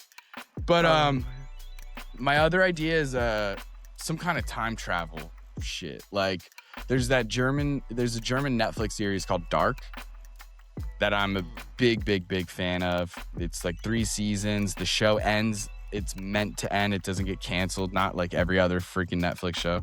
So I just think that show handled time travel in a way that made the most sense to me, in a way, as somebody who like, I think I listened to the audiobook of Stephen Hawking's book, but like, I couldn't tell you time space or how it would work, right? Like, but that was one of those shows where you watch it and you go, I don't know anything about physics, but I'll tell you what, this seems right. Seems legit. This seems like how time travel would work if it did work. The maths. Everything is connected. But the level of nuance of how many things were interconnected in that movie or in that TV show astounded me. And I was like, man, this actually does feel like it maybe makes sense. But I can't imagine the amount of work that would take from a writing perspective, especially when you throw in the improv of an actual play You'd into have the to mix. Like, I don't know. You'd have to be the best at like on the spot trying to create an entire timeline, and then to show the effects of that entire timeline, because that domino hits this domino hits this domino. You'd have to do a lot of work in between sessions. Keep some aspirin by the table. You're gonna need it. Yeah. So those are two. There's one that's like an offshoot of the time travel idea. There's another TV show I watched on Netflix, The Lazarus Project. Yes. Yes. So it's like a time loop kind of situation. So it's like, when I first started learning about D&D, it was actually through Ready Player One, the audiobook. And the very first challenge in the book is D&D related. So he's talking a lot about D&D, and at that time I remember being like, oh shit, D&D is like the OG video game with some big differences. Right? Like you have your stats, you can level up, you can put your points into different categories, you get magic weapons that give you bonuses. Like all of this makes sense to me as somebody who's played video games. But there's no save points, there's no checkpoints, there's no do-overs, right? Your character dies, they're dead. Obviously, we know above table, like, you can talk to your DM and figure it out. But like, according to the rules, technically, your character's dead. And that fascinated me. The idea that like, we could play the exact same adventure 10 times with different people, and it's going to be different every time. And it's never going to feel the same. It's truly a snowflake. And so I was like, that's awesome. Lazarus Project brings an interesting thing into it of like, what if there was save points though? And what if your characters knew about those checkpoins that we could loop back to a specific point in time? Yeah, it's a canon that event. way.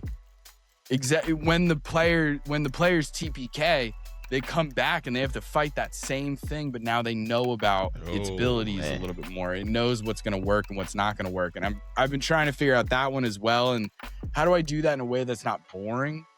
That just added like you don't want them to to just my fight list. the same villain over and over again. But I think there's just some interesting ways to go about it, especially once you start incorporating villains who are aware of the time loop the way that they do in the Lazarus Project.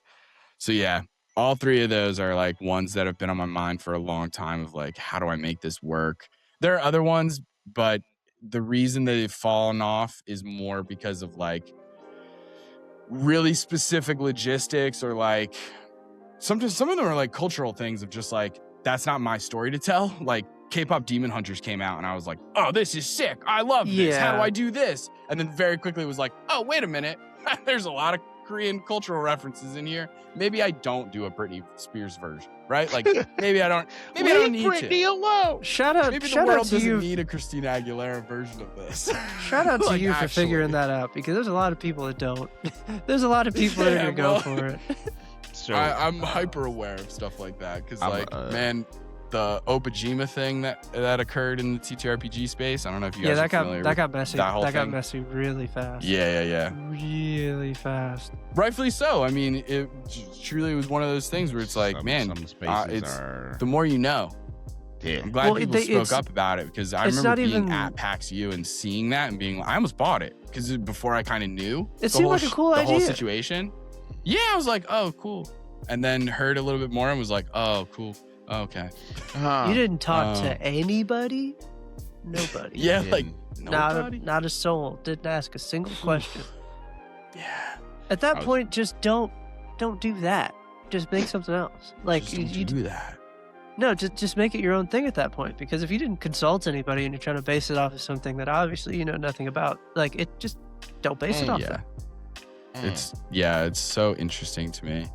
I think that there's like so many interesting things out there and it's all about how you do it, and like some of it is based on your intention, but these days it's not just that, right? Because you can have the best intentions like internally, maybe, like, because I don't know those particular creators, maybe in their heart of hearts they were pure of heart.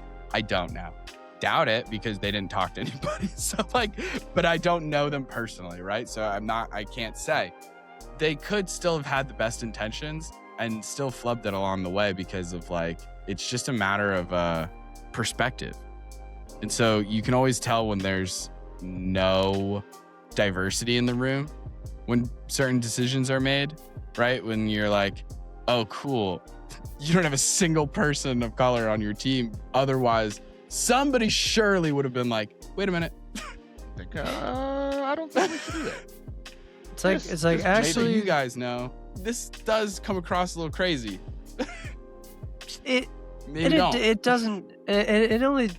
It's very easy to like tell when that's not present, like you were saying, because it's just like, because like, whenever you're brainstorming something in a big group of people, like we've all done it for whether that be a school reason or a creative project or whatever.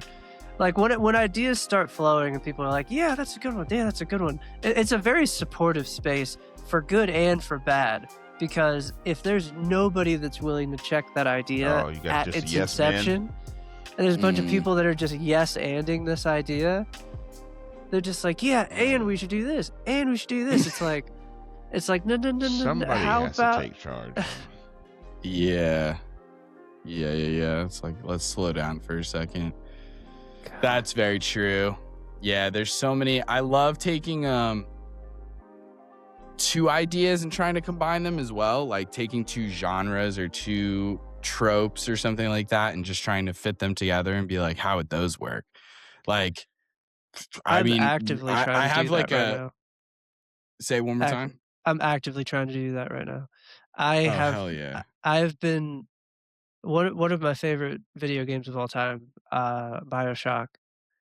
I am actively trying to figure out how I can like do a prequel to BioShock of like, whoa. The idea would be like, the idea would be a one shot of before the fall of Rapture, but it would be you guys work for the government and you are infiltrating Rapture to blow it up and escape before it sinks. That's pretty sick. And I don't feel any danger saying that out loud, because I don't think anybody is as big of a fan as me and formulates ideas the way my brain does. Like, you can get so many different versions of that, but like the idea of being the bad guys of this story, even though Rapture, as we know, was not the best place. Right. Yeah, I do love that idea. I love playing with the idea of like, how can I have my players be villains in an interesting way that isn't just like being a murder hobo or like something a little bit on the nose. Because I try and avoid things like that. Yeah, I try to avoid certain cliche things if I can help it. I love a trope because I love leaning into it in certain moments and then leaning out of it in other ways, like subverting an expectation. Like, I just had an example. I really want to do taking two genres or two ideas and like combining them together and being like, what does that look like? For example, Osmosis Jones. So a story, or like there's that anime Cells at Work. Yep. So just that vague idea of like, you're a little guy inside of the body, right? The human body is your playground. That's the setting. So you can be a white blood cell, a red blood cell, a lymphocyte, whatever the hell, you know what I mean? I'll figure that part out. I don't have all the details. This is my process. Yeah, I'm still figuring out all the details, like what the players would be specifically, but you're inside there. And then I combine that with like Mission Impossible, like hardcore pulp action. Absolutely. Like just what happens when you send off like an explosion inside the human body. Like, I just like somebody's going to the bathroom. That's to see what that looks like. Yeah, right. Like, I think that's so interesting. Brendan Lee Mulligan did obviously the Mentopolis, which was like the brain plus like 1920s, 1930s noir, and I thought that pairing was genius. Like, so I've been just coming up with ideas like that of just like taking two genre ideas and just like mashing them together. We did It's a Small World is like The Secret Life of Arrietty, one of my favorite Ghibli films. Kind of like The Borrowers. So just like teeny tiny people, mice, bugs, whatever, living inside the walls, underneath the floorboards. What if that, and then Mission Impossible, like hardcore action movie, like Michael Bay directed The Borrowers? What would it look like? 2 seconds. You guys, And like, I was going to say taking something. that idea. I was going to say something because you reminded me. When you said you were trying to figure out how to get your characters like in your campaign to like go fight the boss, and sometimes you like TPK, and then they gotta go back and fight it. Have you watched Shangri-La Frontier? I have, not in a minute though. I watched like, man, it was like newer to Crunchyroll at the time. I think I may have watched like, I'm trying to remember how far I got. If you go and watch it, I guarantee you'll see the connection that I'm trying to make, because he's like, of course he's a trash game guy at first, but then he finds a good game and he's like, oh, this will work. I loved the premise of the game. The only thing I could not figure out why he's got the bird head. I was like, bro, what is the bird head about? It wasn't supposed to be a thing. It's basically like a curse. Hiding his identity. Because he got cursed to where he couldn't change what he had on. Just stuck. He's stuck with everything that he had. So it was just like, oh yeah, it's the guy with the bird head. I know he's got no shirt. Yeah. Then he got a scar. Like that show is good. I'm telling you, go back and watch it, and I'll have to rewatch it. Okay, this is that. Just for some reference points, but yeah, no doubt. I'll definitely have to check that out. It is one of them things. I do love that idea. I've been trying to think of some isekai ideas too, like different kind of D&D isekai ideas, or even I did one for a charity game actually, where I thought it was hilarious. Like this idea in my head, I was like, this is genius. I can't believe no one's done this. Where it was an isekai, except when the party gets teleported from their high school to essentially Middle Earth. It's like Lord of the Rings kind of vibes. I just used kids on bikes, so they were just normal ass kids. They didn't get any powers. Oh man! So they got isekai'd. This elf is like, my name is Palathriel, and you all must get the ring from the evil dragon. Don't worry, we have magical eagles. We'll bring you. What's that? The eagles are out? Never mind. No eagles for you. But we have magical weapons out the waz. What's that? All the magical weapons are taken? No magical weapons, just normal ass swords for you guys. And so they had to go through, like, there's an orc army passing by. There's like crazy goblins and different magical things, and then a dragon that they have to come across. And the whole time they're just normal kids. They don't have any powers. So that was it was only a one shot for charity, and I did realize as we were playing, I was like, this is hard actually. This isn't working as seamlessly as I thought. Absolutely sounds like a tough time. Like there was a point where one player was like, I'm gonna go talk to the orcs. And I was like, if you roll bad, they'll kill you. Like, what? Don't talk to the orcs, just avoid them.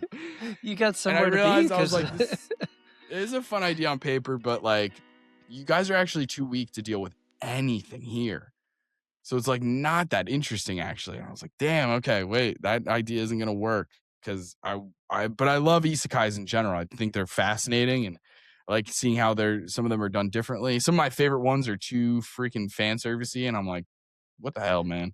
Yeah. Understood. We literally just do the same conversation. We had some anime, man. We had this conversation of like, because it was like a thing where it was like, why is everything got to be an isekai? It's like, because everything literally is an isekai. If you just look at what an isekai is by definition, it's just you being put in an unfamiliar place in which you are not accustomed to when you go on an adventure and figure out how to get back. That you can go as far back as the Odyssey. The Odyssey is an isekai. Like it really just. I'm in a strange land with a cyclops, and I gotta fight it. Mm-hmm. Just somebody who doesn't belong in a strange land. You're not from here, huh? Nope. Okay. Hell yeah. Now if we just shorten those names a little bit, Oh For all my these- gosh. for all these isekais, so they're not. I will say, who is it? Quan Mills, the one who writes the all of the comedy novels. Like this bitch got roaches in her house and stuff like that. He, for some reason, he's been on an isekai kick lately, and he's like, I'm gonna write an isekai. And he's like, he's just throwing out these really crazy names. I think I sent you one the other day. I'm pretty sure you just read it and ignored it. Like, what the hell is this? What is this, bro? What is... Oh man. Yeah, there. You gotta. I'm looking again now because I gotta find the screen. I took a screenshot of it. It was, he was like, okay. He's like, I'm gonna write my first isekai. It's gonna be called I accidentally choked on a Popeye's biscuit and died, and I got reincarnated as a power bottom pastor with a BPL. Yep. Too I'm much. surprised that doesn't exist already. Too much, bro. Honestly, Too man, much. they are named such crazy things. I've definitely clicked on one or two because the name is so absurd. Where I'm like, I guess I must. No one's home. I guess I have to click on this. No one's home. And then like 2 seconds in, it's like a 50-year-old man in the body of an infant going, "Oh, breastfeeding, sick," and I gotta go. No, actually, no. Jobless Actually, no, thank you. reincarnation. I feel crazy. God. There's definitely a conversation that there's a very uncomfortable conversation that has to happen when it comes to like certain anime, where it's just like it goes past like, okay, maybe it's just a cultural difference. It's like, no, it's still weird. Nah, it's Real still weird. Still Yeah. weird. Still weird. I'm not gonna call the FBI, but I won't stop them. y'all see this, right? Because I see it. I'm not calling my senator, but I am feeling interesting. I'm gonna call my Crunchyroll representative.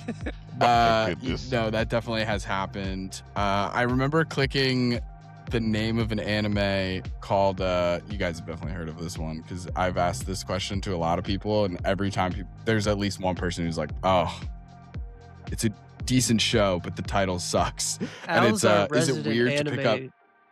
Is it weird to pick up girls in the dungeon? Yep. Of course. Yeah. It's great. It's great. The premise of like all the gods and everything like that is so interesting. I love these settings. And that's not the only one that does it.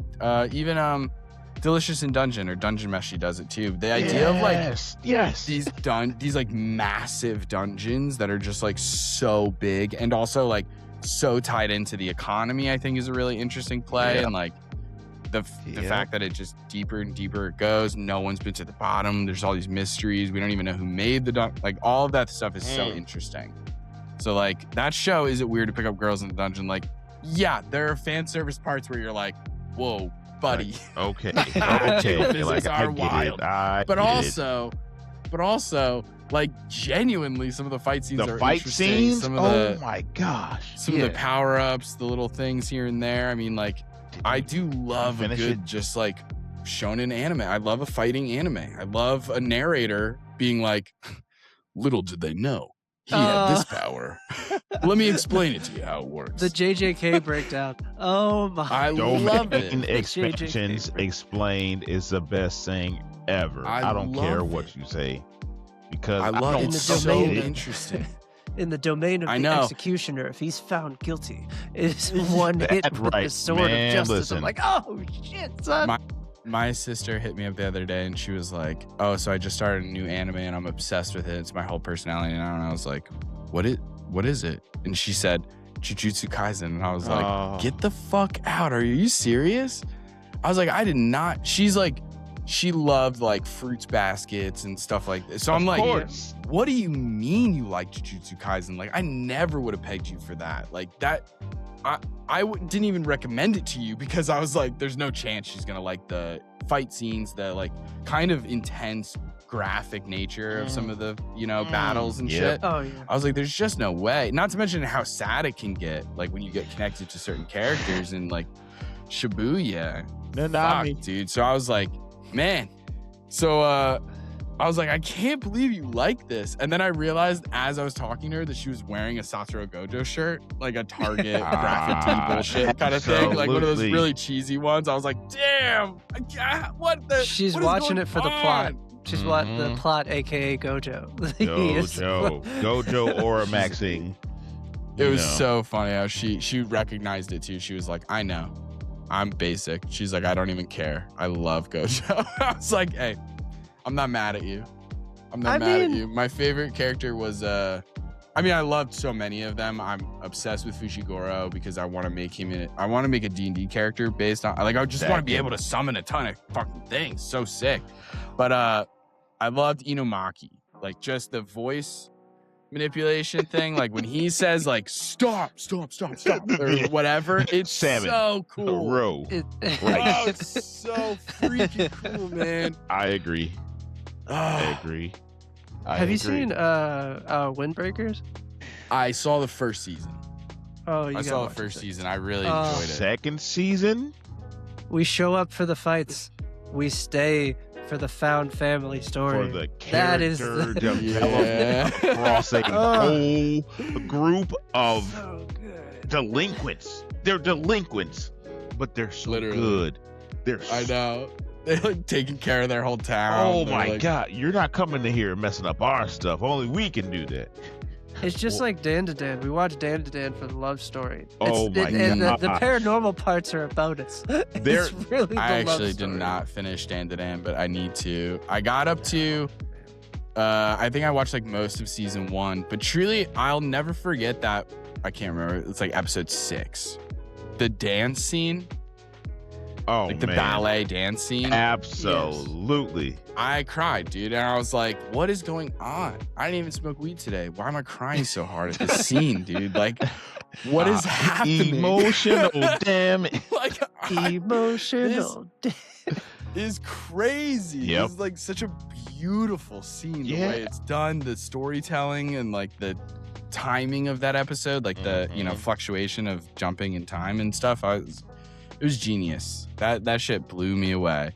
Another show though that like is so fun, so interesting, felt unique. Even just the premise of it, of like, I remember telling my dad, being like, "There's this new show coming out, and one of them loves aliens, and one of them loves ghosts, and it's so cool because they have to make the other one go fight." And I was like, "This is great." But then, like, we have to take off the high schoolers' pants. The aliens have to get like real creepy about it. Like, I didn't. That's the one part where everybody's like, I had to stop. I had to stop watching. The first episode. Yeah. The first episode got so many people out of it. Yep. It's such a shame because like it's just that episode. Like it's not even that like creepy pervy of a thing. Yeah, it was just that one part is just like a little overboard, and then it straightens itself out. 100%. I mean, obviously, there's like just humorous things that, I guess it kind of depends on where you're at in life. But like the like taking of his balls and stuff was like kind of hilarious. I thought that was just funny. That didn't bother me in the slightest. But like, but the show gets heavy at times. Yeah. Like, I love shit like that. Jujutsu Kaisen was the same way. It was truly like I mentioned earlier in the episode talking about juxtaposition and like having there be comedy next to either drama or horror or something like that. And Jujutsu Kaisen and Dandadan do both brilliantly. Like that idea of being able to like 1 second be like Jennifer Lawrence has a big ass, and then the very next second be like, take it from here, buddy. Like you got it from here. Whatever Nanami says, like like you gotta be joking, man. Like obviously the show changes. Like I just started season 3, and it does feel like both animation style kind of and like tone has just shifted. Like it's just made like a Shibuya changed. Was the big switch of like we're so not gonna angry make as many now. jokes in like a good way. Like everyone is like after Shibuya, everybody's just so. It's like it's a real. Angry. It became real. It became so real for them because they're just like, dude, wait a minute, we don't have this to protect us anymore. We got to start actually doing stuff. I do have one issue. And I keep hearing it over and over and over again. I'm not saying it as like a spoiler, so I'm not going to say who it mentions. but the narrator keeps throwing around power that can rival Gojo, fucking with an amount of cursed energy that can rival Gojo. I'm just like, man's ain't even here, and apparently everybody is now catching up to where he is. Hey man, gotta evolve. Yeah. Gotta evolve quickly. I mean, it's power scaling. You gotta evolve quickly to deal with everything that's happening.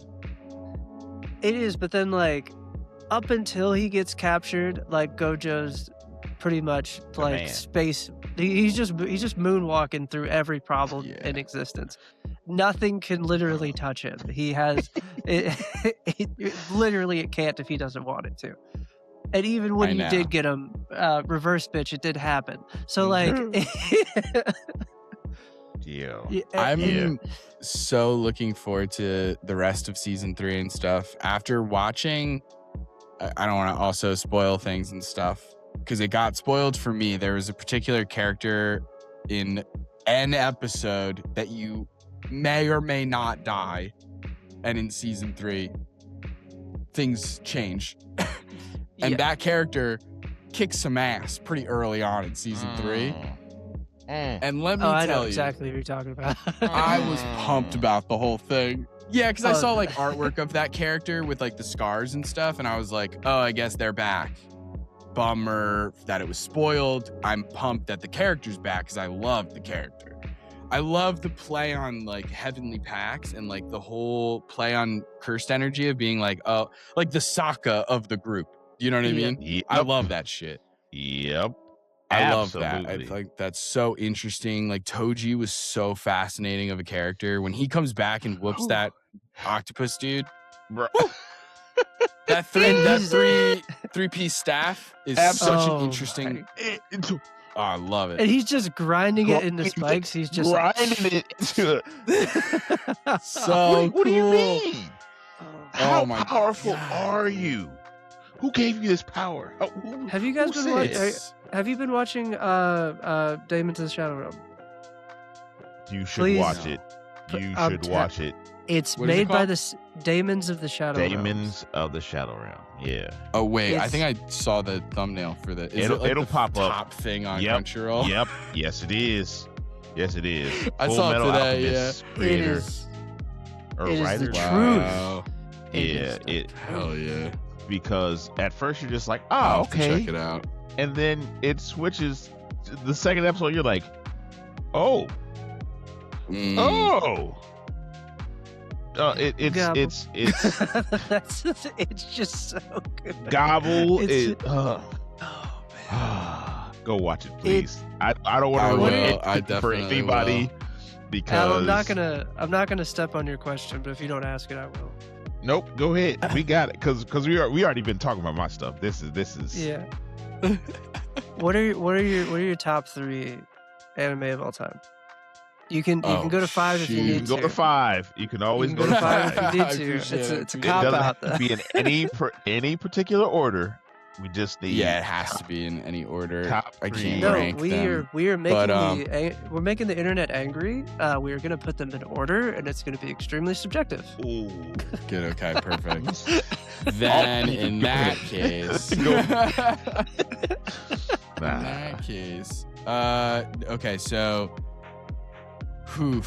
Anime that I love the most. Okay. Cowboy Bebop has to be on the list. Oh yes. There we go. Evangelion has to be on the list. Ooh, that's a good one. Good pull. I have to go just because of the show has a decent amount of episodes, and I feel like I cranked through so many of them just because I really did love so much of it, and that's gonna be Bleach. Ooh. Okay. Yes. Yep. Watched a lot of Bleach. I got really into Bleach for a long time. That's big 3. That's part of the big 3. Yeah, you got. Yeah.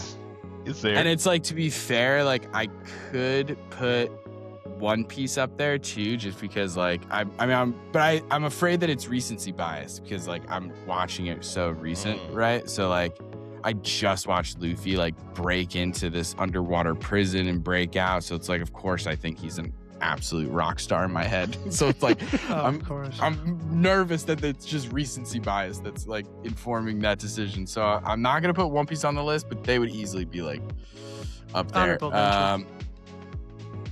I'm gonna say, oh God, this is hard, man. Oh God. Shoot. What do you like?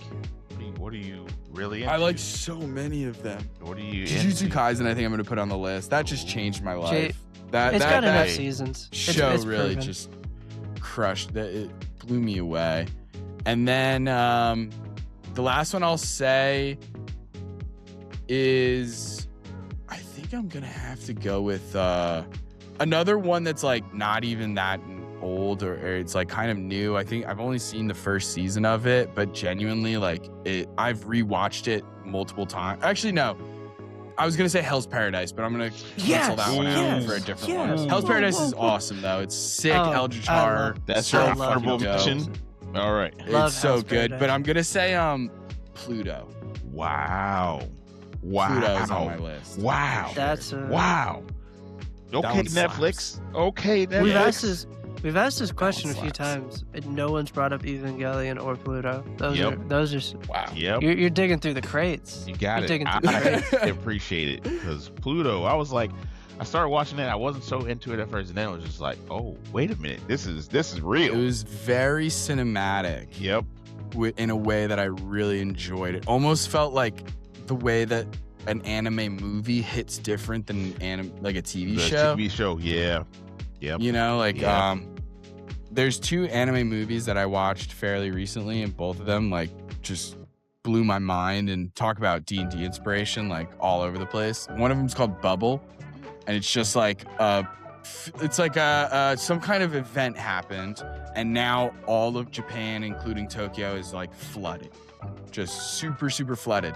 So now civilization, aka like mainly teenagers and like gangs of youths and shit, have developed like a Mad Max style of parkour races, where they do these parkour races and challenge each other for resources and shit like that. But eventually we find out the source of the flooding, and it's supernatural in nature, and things are crazy. That show blew my movie rather blew my mind. And because it's a movie, the animation value, like the just production is so beautiful. Another one was Suzume. If you haven't seen Suzume, just for the art, just for the animation alone, That sounds familiar. I would recommend it. It's like this girl is just like a normal high schooler. She's just like going home after school one day, sees a cute dude who asks her for directions, and then she's like, that's weird that he wanted to go to that place. No one ever wants to go there. Maybe I'll go check out and see what he's doing. Goes over there, sees that he's doing like supernatural stuff, and she's like, whoa, that's crazy. Brings him back to her place, and then a cat spirit shows up, turns that guy into a chair. Yeah, a chair. The nails in the chair become his eyeballs, and he's just a chair for the rest of the movie, and he has to figure out a way to turn himself back. But she also now has to do his job of keeping the gates closed. It's freaking nuts, man. What? Suzume. Yeah. That's I absolutely see nuts. it. It's wild. I love anime so much. Ever since I got into it, I think the very first one I watched was Death Note, because somebody recommended it as like a good starter, Yeah. just because That's of an like interesting number of starter episodes. anime. Because most of the time Yeah. for starter anime, you get like Dragon Ball, Something you light. get Naruto, you get One Yeah. Piece, you get Bleach. In some cases, if you want to give somebody something I think obscure, it you was give them a- a Cowboy Bebop. Cowboy Bebop is another one on the list. Just I think some of it had to do with the length. Yeah. Because it was like Naruto and One Piece and Bleach can be so daunting. Like you see the number of Yeah. episodes and you almost don't even want to start. Or like you hit that first episode that's not your favorite, and you're like, man, do I really want to keep chugging? Not what I keep on going. You know, I personally didn't love a lot of Hunter x Hunter. There were arcs and like episodes that I love and I can rewatch and I can like get into. But like Cowboy Bebop is so much shorter and contained that like there's So much no style. misses for me. So much. There's not a single miss. It just like constantly is good. Everything about it is awesome. Evangelion, there's like a little bit towards the very end where like I think I might have binged too hard or too close to the sun, where by the end it started getting into some like philosophical discussions, and I was like, oh, you lost me. I turned away for 2 seconds, and now I'm lost. Now I'm lost. But I rewatched it, and I'm like, no, I do love this. I love the angels. I love the lore of the whole thing. I love the mechs. Not that they're actual mechs, but you know what I mean. The giant robot things, they're like so ingrained in like pop culture. Like that purple, green, and like that color scheme even is so with like the red accents. Iconic. Yeah. Like you could see like a backpack that's just like in those colors, and immediately you're like, oh, is that a Evangelion merch thing? And sure enough, it will be most of the time. Yeah, I just love I feel all the that same stuff. way. I feel the same way about Yu Yu Hakusho, because there's man.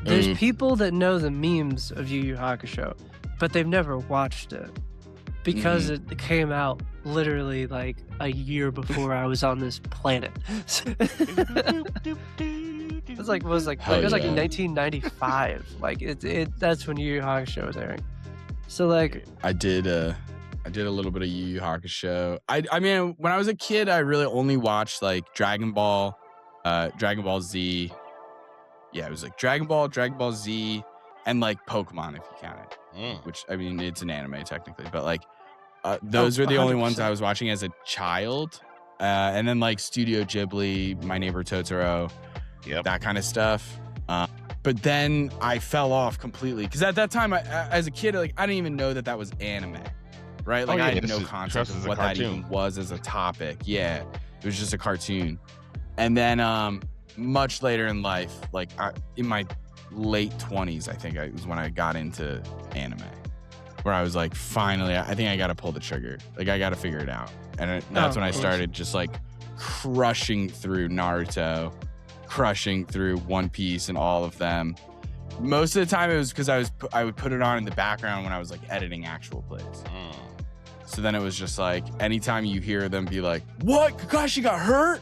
And then you look up and you take a break from editing to be like, Kakashi got hurt. I feel that. No way. Who could hurt the Silver Fox? the Demon of the Mist story arc of like that was like one of like the first Naruto story arcs. Was just so fucking good. And like it really just set the tone for what it was gonna be throughout the story.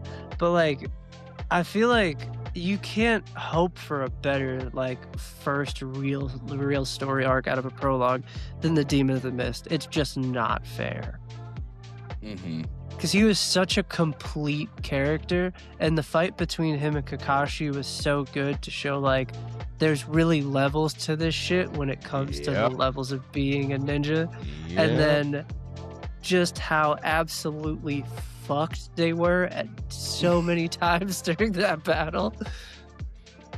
And then like you remember like, oh yeah, they're fucking kids. They're kids sent on missions for ninjas. What are ninjas doing? Sabotage, killing other stuff, making sure other people can't get in power. Like, but they're kids. They're kids, children. Because you get reminded that too during the tuning exams when they're in the forest, and then all of a sudden, oh my god, oh yeah, it's all fun and games with these kids. Oh, that's Orochimaru. What is Orochimaru doing around all these fucking kids? I know. This man's just weird. Why quit touching Sasuke? Kids. What the hell's going on? Touching Sasuke. Get out of here, Orochimaru. Nobody wants I couldn't stand Sasuke. I gotta be honest. Listen. Certain character tropes, just like at a certain like I think like because there's like Sasuke who's very like get away from me, you guys are annoying, and then there's what's his name, Shikamaru, who's like this is such a drag, and I was like that I can get behind. That's kind of funny. Shikamaru is one of my top characters from Naruto. He's awesome. He was sick. He held it down. He held it down several times. Oh my god!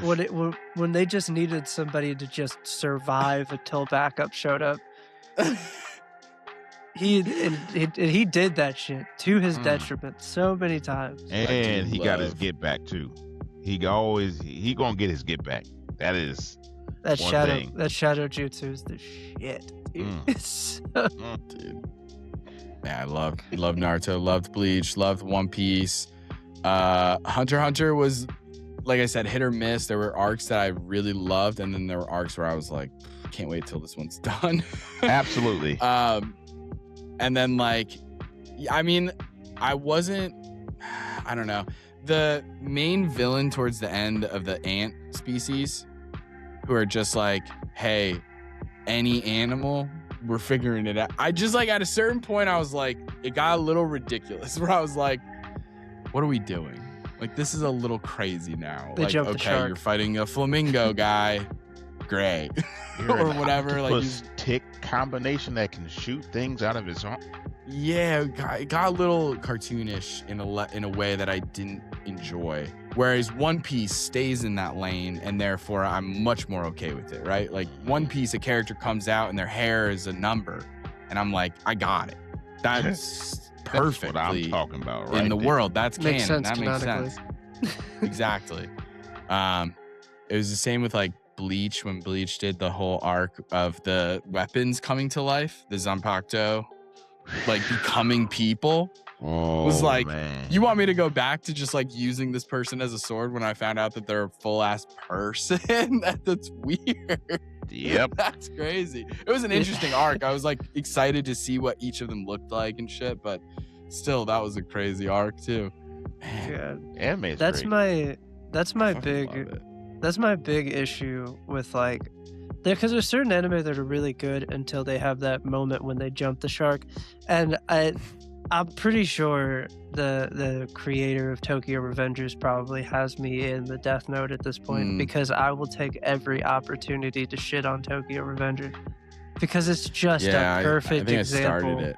of wasted potential. It is the best example of wasted potential. Yep. Because like there's I don't think I so got past much they episode could do. 2 or 3. Yeah. Yeah, No, I feel just you. leave Don't- it- just don't leave it worry about alone. You're not missing anything. It was what everybody said. It was like the one character cries a lot. He's a bitch In in, a way episode that 1. I'm He's not a bitch interested in in, fucking yeah. episode 10. He can't. Yeah, you should I definitely can't do it. watch Windbreakers. It is, in our Windbreakers- opinion, Yeah. It's Season what 1 was Tokyo awesome. I Revengers was super wants to into be. it. yeah, it's what it's about. Yeah. Speaking of like crybaby characters, like I'm always fine with there being like one. Like in Demon Slayer, you have what's his face, Lightning guy. Oh yeah. Like he's like a scaredy Zenitsu. cat. Like Zenitsu. it, My Zen- boy. Yes, exactly. Zenitsu Like is my favorite. I don't care it's what anybody fine when you says. have one in the group. That's fine, right? You got your Usopp. I get it. But they Having grow. one scaredy cat in the group is fine because they're gonna grow. They're gonna overcome their fears.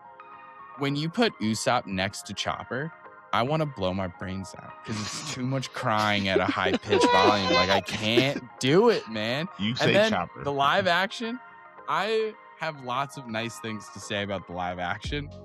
That Chopper CG stuff, and no shade to the creators, right? Because I can only imagine the pressure they're under from Netflix studios and shit like that, and like the corners they may have had to cut or what have you. I'll tell you, have you guys seen the live action Chopper? I haven't. I haven't. Mm-mm. It's interesting. Live It's action interesting. Chopper. When he's just a little guy, kind of okay for the most part. Because it's like, yeah, he's part reindeer. Of course his lips move that way when he's talking. I guess there's only so much you can do. But when he gets like big and strong and his voice stays the same, for some reason in the cartoon you can be like, okay, I get it. Something about seeing a live action gigantic buff reindeer man with a top hat and then being like, guys, we need to figure out where Luffy is. Oh I my can't do it. gosh. It looks so creepy and weird. I was like, God, I hate Chopper. I'm so sorry to this character, but I can't stand this character. Yeah. Yep. I just can't. Meanwhile, other characters are so good. I fucking love One Piece. I love One Piece, My Hero Academia, shows that take this idea of like, straight up, every character has a superpower. There's a superpower, there's some kind of mechanic in the world that is, whether it's chakra or quirks or powers, where you can't overdo it because you'll get tired and blah, blah, blah. Just like every other anime. But what My Hero Academia and like shows, kind of like Jujutsu Kaisen does it every once in a while, some of these power shows where they have a superpower, whatever they call it, where they get so creative, where they're like, no. The power is this guy controls threads, and he's called Best Genist. And at first, you look at that guy and you go, that's stupid, right? Like, that's a dumb power. That can't And then be you good. see it. And then you see how the writers and animators like work together. I can't imagine being in these rooms, these like writing rooms where they're like, no, okay, this character ate the slip fruit. So what that means is every punch slides off of her, and get this, when she takes her sandals off, she can just glide. It's gonna be way cooler than it sounds. Just wait until you see it. Yeah. Because some of these abilities, you're like, that's the dumbest power I've ever heard. Why would I ever? The way they put it into action, you're like, wait a minute, action. My Hero Academia did a great job with that. Oh, absolutely. You would hear some of these powers and you'd be like, that's stupid as hell. This is the dumbest power in the universe. I'd be furious. And then you see it and you're like, no, never mind. It's dope. It ain't, so it ain't about what the power is, about how you make use of that, because ain't no way I'm thinking like, oh, I can control threads. I'm gonna be a top superhero. Yeah, it was. I love that shit. And a gentleman at that. Like, the most dignified gentleman, just, oh my. So crazy. Oh. I love that. That show is great. I still haven't finished it, actually. You should go finish when it they came out right with the newer now. stuff. Please go finish it. It's I know. beautiful. It is Because everything that you I've think heard it it's is. really well done. There haven't been. I'm happy to hear it. There haven't been many animes that I've like reached the end of and been like, the whole journey was completely worth it. My Hero Academia, 100%, 100% is fully worth it. Like, that's really good. And you get real emotional in the last like the last seasons. I bet the last season is just like, oh. I bet. I mean, I got up to like seeing Deku where he's like full vigilante almost, where he's like his outfit is all like crusty and dirty and shit, and the whole class of 1A fights him to like get him to come back to the school. So I had seen all of that, and then that's kind of where I stopped, either because I had caught up to where they were at the time. I can't remember specifically. Go watch it. Go watch it, man. Please. You're going to do yourself the biggest favor, and you'll be like, oh my gosh, why did I stop watching? Why is there not more? But you should also watch Vigilantes. If you haven't watched My Hero Academia Vigilantes, really familiar. It's up there too. So good, because they do the exact opposite of My Hero Academia. The My Hero Academia power scale keep going up. My Hero Vigilantes power scale at the floor. It is. These are the leftovers. Ground level. But they're telling the story better because the stakes are smaller. It's smaller. It's interpersonal. They're in real danger. They're not real heroes. Whenever they take punches, like these punches can potentially like kill them because they're not built for it. And it just makes it so much better. That's really cool. That's really cool. I like that a lot. I have been like, there are the times where I want to watch like superheroes fight, right? Where you want to watch All Might and One for All, like truly go for it or whatever, or All for One. And then like there are times where I do want to watch a little bit more like I want to watch normal people have to deal with some shit. Like what was the one I kind of got into? The Great Pretender, I want to say it was called. Why does that? It sounds super familiar. That sounds super familiar. It was like a con artist. It was like a bunch of con artists. That's not the new one that people are talking about. I think the new one people are talking about is I saved it on Amazon. I think it was like Nippon. Yeah, because that's the new one. Nippon Sankoku is the. Maybe it's not the Great Pretenders. Maybe it's just the Pretenders. I don't know. We gotta get to the final question though. Pretender. Oh yeah. We gotta get to the final question though, so we can wrap. Let's do it. Okay, so the final question, always the same final question. One of my favorite questions to ask. For you specifically, what is something that you wish that people would ask you about more, or something that you don't get a chance to really talk about because it doesn't fit the niche that you fill on the internet? That's a great question. I know. It makes people think. It makes everybody be like, oh. so examples is we've had a lot of people like, oh yeah, sports, like, oh, I'm into baseball, I'm really into this or that, or K-pop, We've boy got bands, boy papers, and whatnot from what's it, Spunky Taylor. from Spunky Taylor. Oh yeah, Spunky Taylor loves K-pop. My goodness. I found out some new stuff. So yeah, anything like that where it's just like, this is what I'm into that I don't. Or just something that necessarily- like you're really passionate about that like people wouldn't know because it just never comes up, and it's something that like you just never get the chance to talk about. I love this question. I think there's so many things coming to mind. I can truly think of so many, but I think I'm gonna land on maybe cooking. I love cooking. I love food. I'm a huge Anthony Bourdain fan. Yes. Yeah. Yeah. I Yes. love Anthony Bourdain. I've always been a huge fan of his for my whole life. I almost dropped out of college to go to culinary school and read his book and was like, yeah, I shouldn't. I should stick to this, even though I don't use my degree to this day. Probably would have done better. But yeah, I love cooking, love food so much. I can sometimes fall into that foodie bullshit behavior of pretentiousness and being like, oh, this is actual Wagyu or some dumb stuff. Like, I can't help it sometimes. But I also like, I just love learning about it. I love learning like all of the intricacies, like different cultures, foods and stuff. Like, obviously Anthony Bourdain known for his travel shows of like going abroad and like trying different foods of different places and like trying the most authentic things and like trying just what a grandma would make in another country has always been so fascinating. And like I love learning the history of food and like how things like, for example, lobsters used to be prison food. It used to be poor, right? Because it's like so cheap, and now it's like a fancy thing. And they just washed up on the shore. Nobody wanted them. Yeah, it was like just freaking sea bugs. Now they're a fancy ass dish. Or you look at you know, like most French cuisine is like peasant dishes of like organs and different things, and now it's considered fancy. Or you look at my favorite example is the Vietnamese sandwich known as the banh mi. And so the banh mi is famously served on baguettes, right? French bread. So obviously that ties back to colonialism when when France was, you know, like owned Vietnam. And when Vietnam gets its independence, it keeps the baguette, gets rid of the French people. And so now they incorporate it into their own cuisine by bringing in their own like pickles and proteins and stuff like that. But they keep the French bread.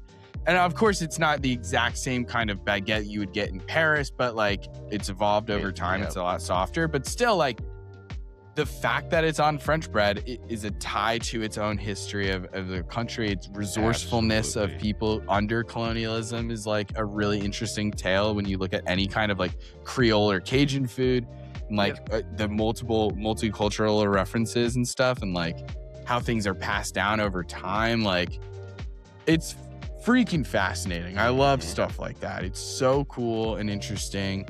I love food so much, but I know I would never make it as a cook or a chef. Like I'm not good under pressure like that.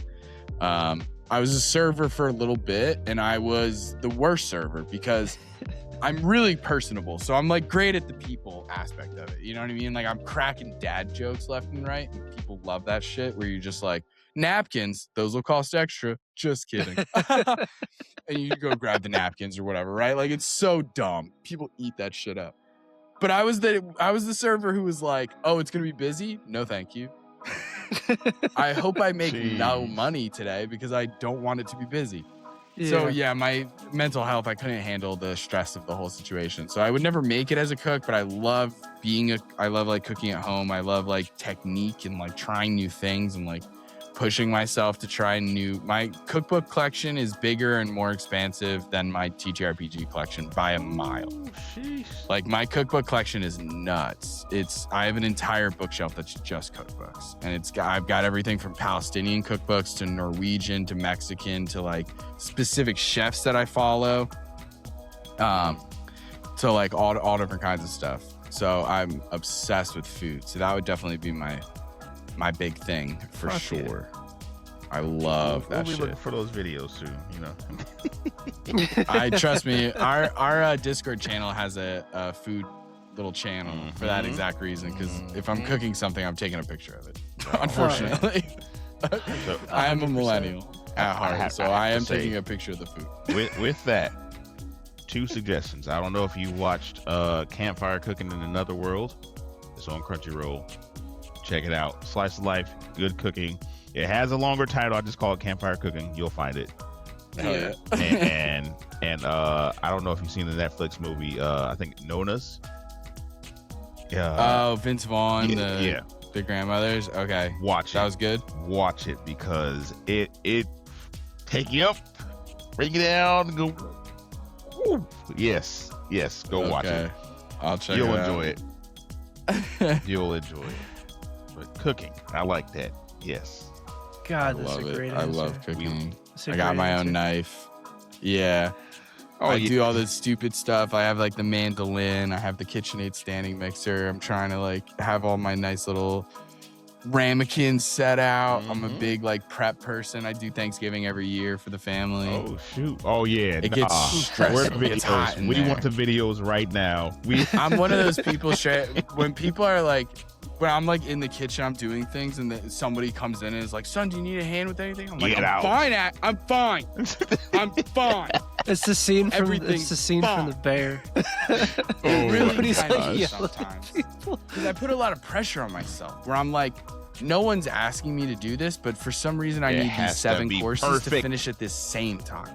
It has It's to the be perfect. You should experience. see the reverse engineering I do with timing to get, because I'm genuinely like, that's my goal every Thanksgiving. I don't care about anything except for getting everything done at the same time, which is like, okay, the turkey comes out at this time, then it rests for 20 minutes. So you got to factor that 20 minutes in, and you got to factor that in. Then the mashed potatoes, and you got to get those done. And then the fastest thing is the crescent rolls, because at that point, they're 8 minutes in the oven, because it's been cooking the turkey the whole time. And so then, and it's like, I got it all like mathed out. My phone has 12 alarms, and like I could just be like sitting down watching something on, and my phone's like, you got to baste the green beans. Baste the green beans? Since when are we basting green beans? Why does my phone say this? What was past Justin thinking? Oh, that's great. Oh my God. That is great. I love the That is passion. absolutely I absolutely love love the cooking. passion. Of all the stereotypes of white people, not having flavor is the one that hurts me the most. Not because, and let me be so clear, not because it's not true, because it's not true for me specifically. I'm the exception to the rule. It pisses me off so much, guys. It pisses me off so much, and it's again man. not because it's not true. It's just it hurts. It's I the will one say where I'm though, like, it's- man, It's only that stereotype is only applied to, well, just Very white people in general specific. refers to like American white people, but like mhm. like me and my wife went to Italy. I would have never said it about those white people. Never. Yeah, no doubt. Yeah, Or, like- definitely. There's definitely something Or about like it. Well, been I to mean, like a German restaurant, or like had like mhm. like certain types of like there's some British food that actually slaps, like fish and chips. You can't go wrong. But like fish and chips is pretty good, but Bangers I and do. mash. Bangers and mash can miss me, I think. I don't know if I need that, but I do know that, like, yeah, every time I see some video going viral and it's freaking Ann Coulter putting the whitest turkey on the table, and I'm like, God, you're letting us down. Jesus. Inject and deep fry. It just makes me remember, this is going to date me big time, but we're all similar ages except for Yeah. Clark's baby face. But like, remember the Dave Chappelle skit where it was like it was like an NBA draft, Oh yes, Oh, absolutely. yeah. but it was for the different Goodbye. It was international race races. drafts. Yeah. I think about that all the time where some white person does some dumb shit, and I'm like, man, get him off the team. Get him off the team. Sign this guy. His lease is up. We'll Get this guy trade. We'll trade for him. Free out of agency. here. God, John Fetterman. Bye. Oh Fuck my outta here. gosh, dude. Oh, So many people. beautiful. But yeah, It's cool. There's I a love couple cooking. people Cooking we put is- up for draft. There's a couple people on this side. We get the fuck out There's of a here. couple. There's a couple. Some are on the fence, but there's definitely a couple that are like. Sorry for getting this ain't on my bingo card this year. Nope, Get not at the all. fuck outta here. Get him out of here. Yes. God. And Dang. yeah, I love cooking. Cooking is my favorite thing to do in the universe. It's so fun. I love cooking for other people, especially and stuff like that. But I'm also like my harshest critic. I'm like the type of person where like everybody could be like, oh, this was incredible. And I'll be the one that's like, yeah, but that What's one the part, thing? though. What's like the? Do you have like a go-to thing of like, oh, I'm having people over. I don't know what to make, but I know worst case I'll just make this. Like, I what's the do go-to have for you? a go-to dish but it's it's a little pretentious. But if we also remember back to my original statement about how French food is peasant food, really in its heart, but it's a French dish.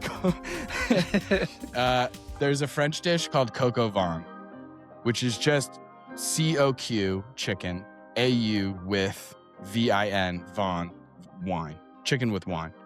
Okay. So coq au vin, you just take like chicken breast, or like usually I use chicken thighs because like I like dark meat. So like chicken thighs, bone in and everything. You're just gonna like salt and pepper, like no real seasonings or anything, but you're gonna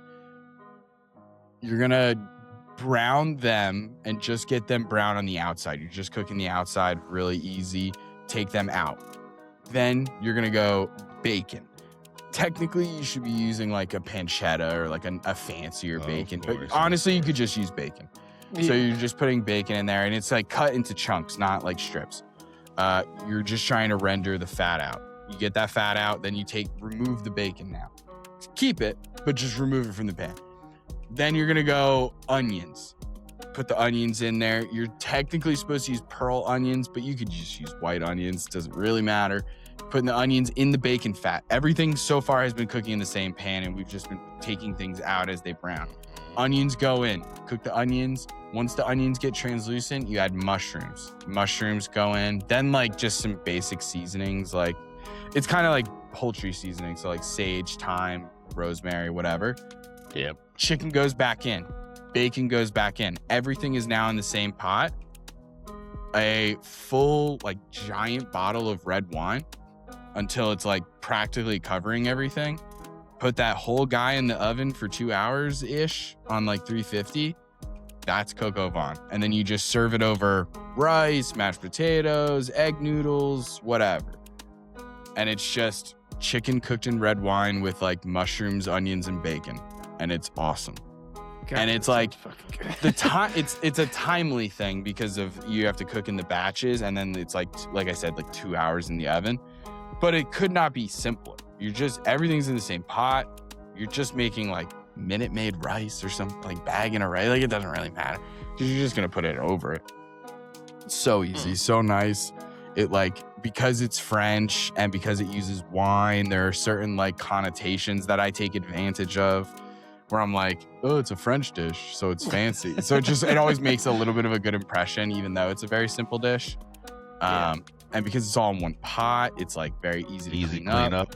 Ooh. Yeah, so Yeah, that's easy definitely like cleanup my is go-to for nice. stuff like that. If I was trying to go above like even more intense, then I think it would have to be like I make really good wings and I make really good chicken tinga, which is like a very specific type of pulled chicken, like Mexican taco, street taco style. Yeah, just slow cooker, dried chilies and stuff like that on like the little corn tortillas with the fresh onion and everything. That's so good.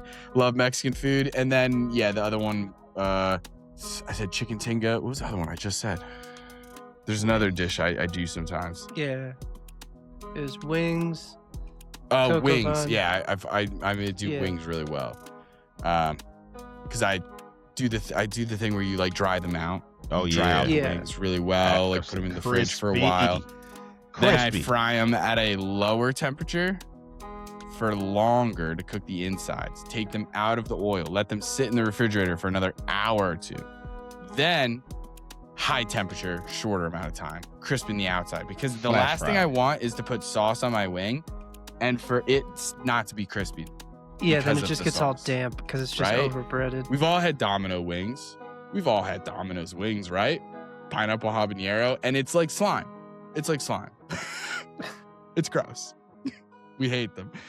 So yeah, I do the double fry wings, and then because of Maryland, you do buffalo sauce and Old Bay Yes. Hot Old Bay. and a drizzle of honey. Honey, Yes. hot honey Old Bay.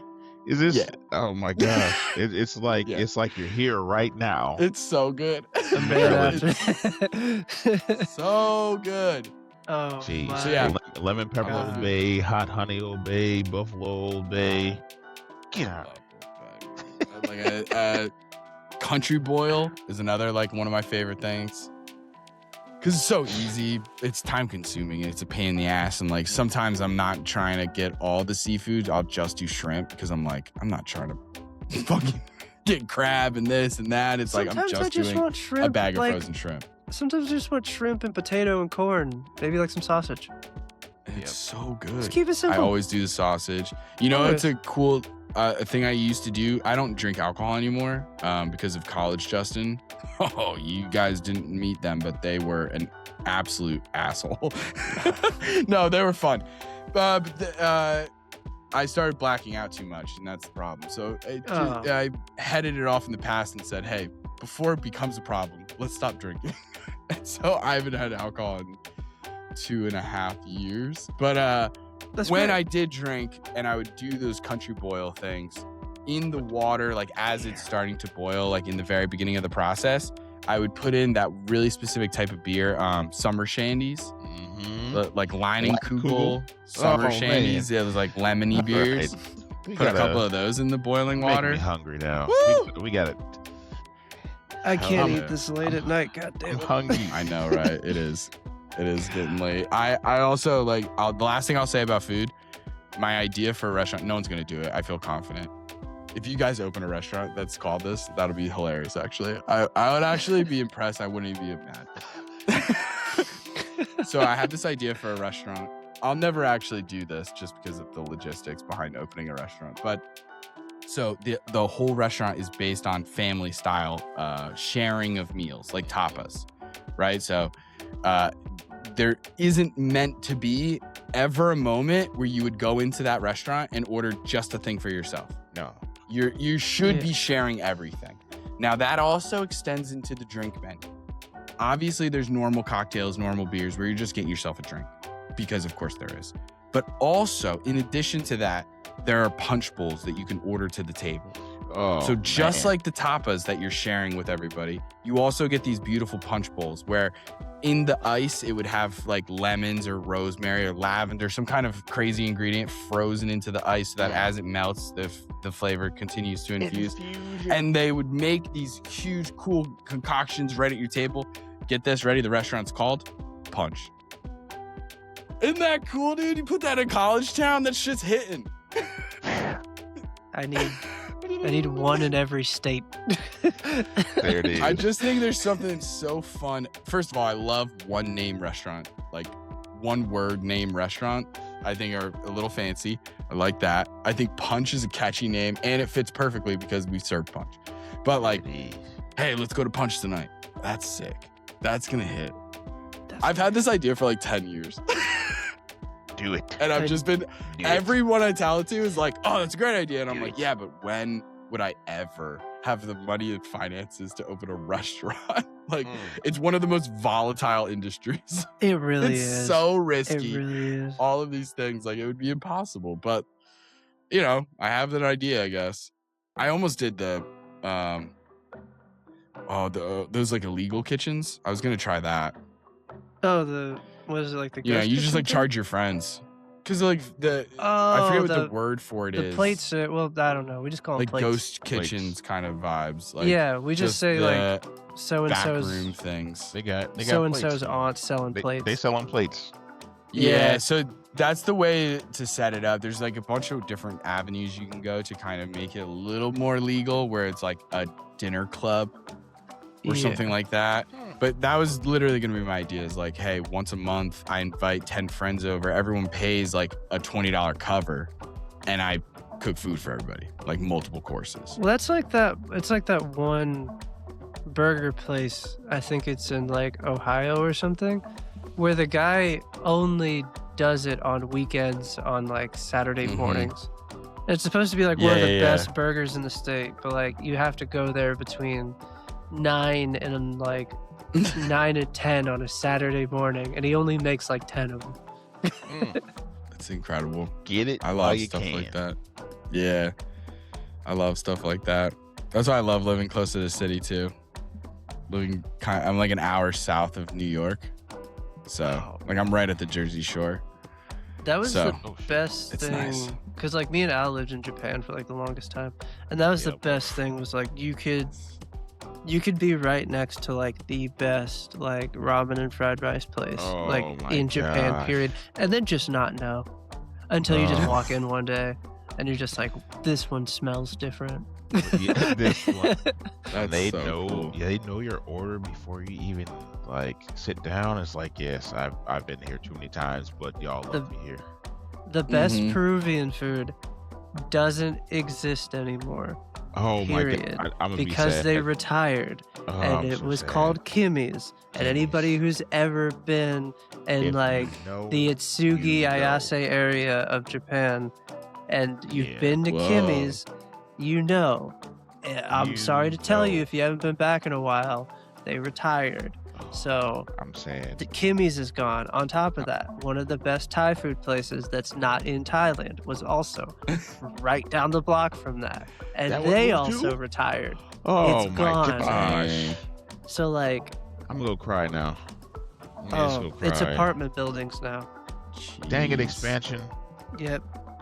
But now that we're sad and hungry and tired, I think there's no better place than for me to pass it over to our guest so they can tell you about all of the wonderful things that they have going on in the near future or currently. Tell us.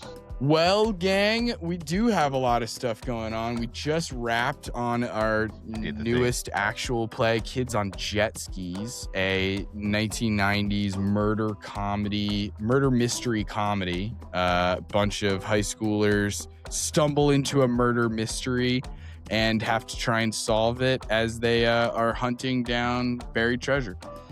And our next actual play is Oops All Healers, a medical drama that uses D&D.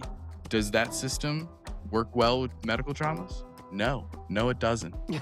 Come watch me figure it out on the spot. It's a ton of fun. That will be coming out in June. But yeah, you can find So You Want to Be a DM everywhere you find podcasts. Technically, the podcast is So You Want to Be a Dungeon Master. And then on social media, we're So You Want to Be a DM everywhere. Tips and tricks for how to be a Dungeon Master and how to run TTRPGs and stuff like that. And then on the Patreon, we have a ton of homebrew content, bonus podcast episodes, talks with the cast after each actual play, and we're starting to invent some TTRPGs. We've done some game jams and stuff, and we have one in the works called Podcats, where, you know, what if you were a talking cat and you had a podcast about cats, for cats, by cats, but you can't let anyone know you're a cat, because the podcast people are listening, and that's exactly what they would want, is to find a cat that can talk. The money that they would make. So you got to talk about cats with cats, but you can't tell anyone you're a cat, and that's the whole thing. All because a friend sent me a text and misspelled podcast as podcasts, and I said, that's something. That's it. It's a thing now. That's how easy it is, gang. You can get inspiration from the dumbest of things, even typos. Oh, that's awesome. They did the thing again. They did the thing. That's it. Gang, you heard them. You heard them, gang. We appreciate trademarks here, too. I've been saying the gang thing for a long time, man. It's the best, like, non-binary, because I'm from the East Coast, so, like, y'all doesn't sound natural coming out of my mouth. Oh, of course not. But, like, gang is the best, like, non-gendered thing. Hold on, chat. Right? Like, of course, like, most times when you say guys, it can go either way, right? Like, we all know that. But hypothetically, if I were to say to you, I went to a party, hooked up with 10 guys, what are you thinking? Right? Yeah, what do you put it that way? It doesn't become as gender neutral at that point, right? So I stopped saying hey guys and I started saying hey gang, and it's just stuff. And that's where I'm at. That's why I say hey gang. Yep. Because truly, I've said this so many times and people are like, yeah, but you can say guys and that kind of means, and I go, yeah, but if I said, and I say that example and every time they're like, fuck, you're right. It does. That's all it takes. That's all it takes. You just got to bring it down to our level. Sometimes it is funny. There have been a lot of times, even in my own dispensary, one time I had to talk to a guy and I was like, yeah, but if your dog was this and I said, oh, she's cute, you would correct me, right? So sometimes it does matter, I guess. Well, yeah, and they were like, it's a personable thing. Yeah. People would like to be referred to. At the end of the day, like, I'm not gonna fight people about it. It's not gonna be that big of a deal. It's like a thing. Just like, I'm gonna let you show me how much you respect me or care. Of course. You know what I mean? So I'm not gonna fight you about it. People want to call me whatever. Like, it is what it is. I'm not bothered by it. But I do notice. Yeah, of course. You know what I mean? So it's like, it's all about the effort. That's all. It's been great. So fun. This is like the end of the Charlie Brown special when we get a lesson at the end. We know that the Great Pumpkin's real now. Good. I guess. Yeah, you can find us here exactly where you are. You should stay and hit the subscribe button. I don't say that. I'm supposed to say that at the beginning. I never do. Yeah, I should get better about that. Like, share, subscribe. Call to action. Yeah, call to action. There's a series of buttons at the bottom of the screen. Hit all of them except for the flag button. Don't hit that one, please. Don't hit that flag. But and on a more serious note, yeah, we do Party Invite, where we talk to amazing creators like this person. We do D&D with our campaign Astral Odyssey and a series of one-shots that just kind of get put together in the last minute. We have the regular podcast, Chilling in the Party, where we talk about video games and anime and junk. And then I've been making skits. I'm going to stop making them if all of a sudden they don't work. So if you like the skits, you should watch them. Because I've seen the skits recently. Your recent video where you did the... they're like a leak of Grand Theft Auto 6, and you're like, oh my God. A lot of people were like, hey, it kind of looks like GTA 5 but just a smidge better. That made me laugh. Just a smidge in better. Other news, water is wet. Yes, that one made me laugh. Technically water is not. Somebody jumped in the comments, and with all earnestness, with all good intention, because then they commented after, like, no, I just wanted you to know that, like, technically it's wrong. And I just commented back with a bunch of quotes. I was like, water's wet, hell's hot. Like, these are sayings. like the sun shines on the squirrel's ass. Like, it's fine. It's fine. I mean, that makes sense. Yeah. It does. It does. Broken clocks right twice a day. Hit the like button. We'll see you on the next one.